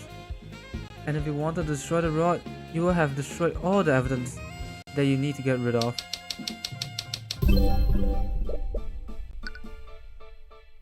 The construct, isn't it? You could have also destroyed the arcane construct itself. It's ridiculous. Hey, soon, why don't you? I told you before, didn't I? I will defend you to the best of my abilities, but I will not fabricate an alibi for you. You must have ordered the construct to throw itself into the vat to hide any traces of your sabotage. This means that anyone looking at the walkway would have seen this. The arcane construct was the second person that Esther and Morrison saw fall into the vat. That's why we didn't find organic matter from anyone other than Justin in there. The second body that Esther and Morrison saw was actually an arcane construct. How are you? Wait, Rika wasn't sure that she saw Justin fall off the walkway. After she notified Esther and Morrison, they saw the construct break the guardrail and fall into the vat. Wouldn't that mean that the construct disposed of itself after Justin fell off the walkway? Why would you order it to do that? Because it never happened. Your logic is flawed. Nah, you don't need the eye. Think, if he was observing the construct not using magic, he must have seen Justin fall, and for that, he reacted by sabotaging the guardrail.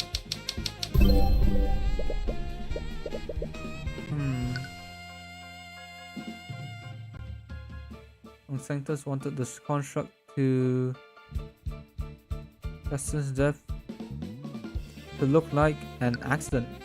There we go. You wanted it to look like an accident. It means that it wasn't actually an accident. Oh, now you're accusing me of intentionally murdering the victim. Why would I ever do that? Instead of myself, my goal was sabotage. Committing murder would have brought unnecessary attention to what I had done. But those constructs do have a habit of shoving people that are in their way. What if the construct pushed Justin out of the way, causing him to fall over the edge of the guardrail? Hey, didn't see you there. I just walked past him. I acknowledged. What? Hey, watch it! Quit shoving me! Wait, whoa! Holy crap! Pull me up! Can't hold on for much longer. You idiot! What are you doing? Grab his arm and pull him up. I acknowledged. Ah! My hand! What the hell are you doing? You grip it too tight. Stop that. Ah! I can still. It may have been unintentional, but either way, you would have been at fault for Justin's death, not my client. And if the construct fell in after Justin, your attuned object must be somewhere in the neutralized liquid. No. It's even better than that. Constructs are made from a specific magical alloy, aren't they?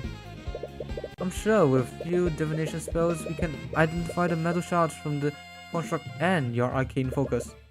Each and every one of those pieces of evidence points directly to you, Von Sanctus. You petulant little upstart. And that's checkmate, Von Sanctus.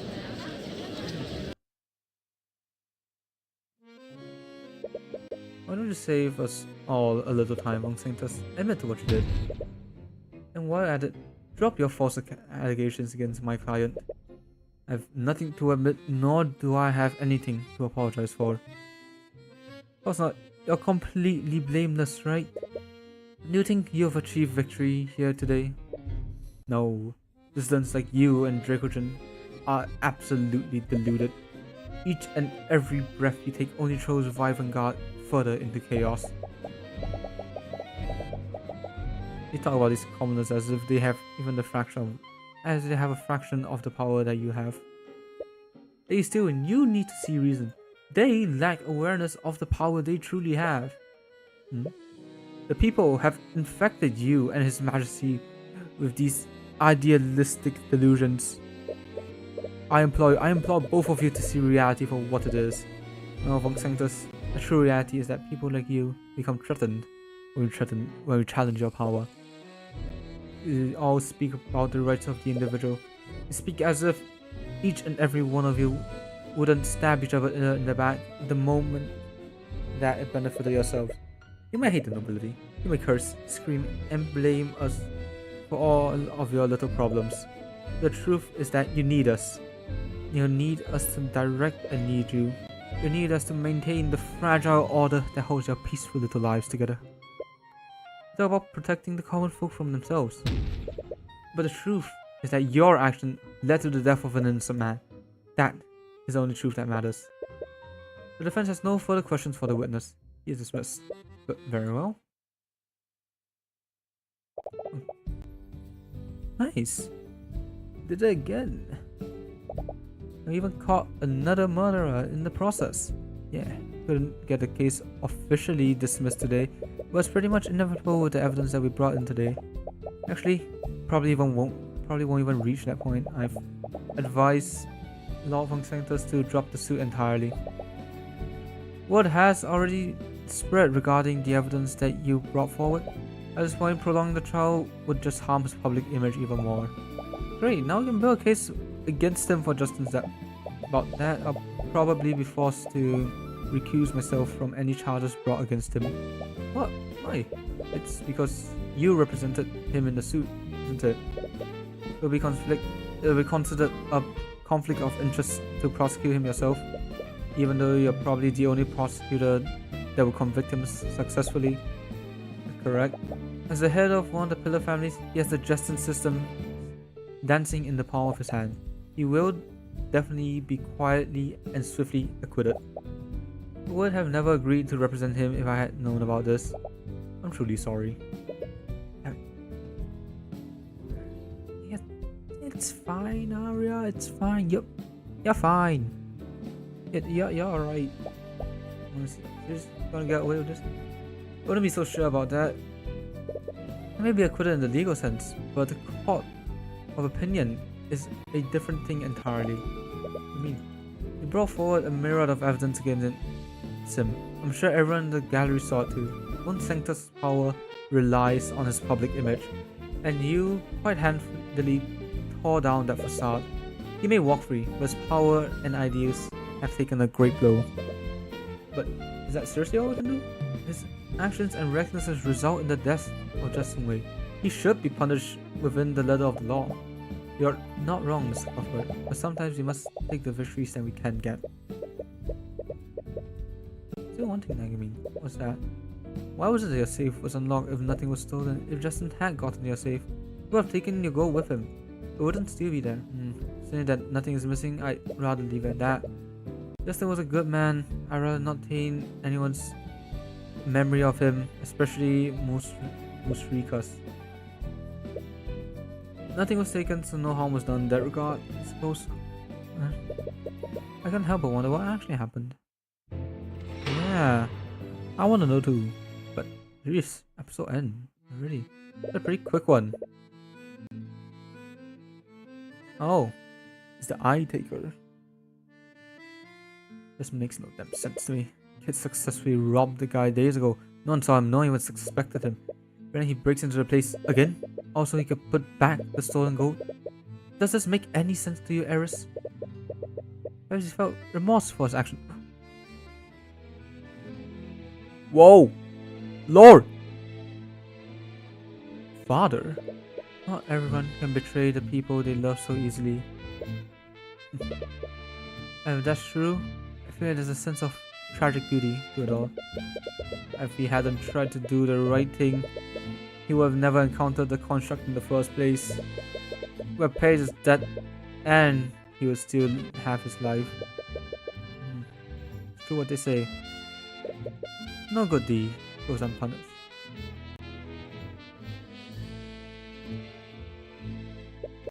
A shame about the gold though. I think we've more than made a profit today. That team is sick though. I, for one, am happy to have claimed a boatload of thieves today. Eh? Oh, wait, huh? What?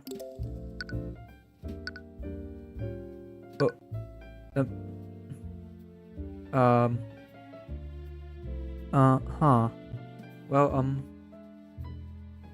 know what that meant? Regardless of that, well, today's stream went shorter than expected, actually. This case was a lot shorter than the previous one. You know, that's also fine. But either ways, thank you all for watching. Thank you all for tuning in again. I'll catch you all next time. Bye bye. Bye bye.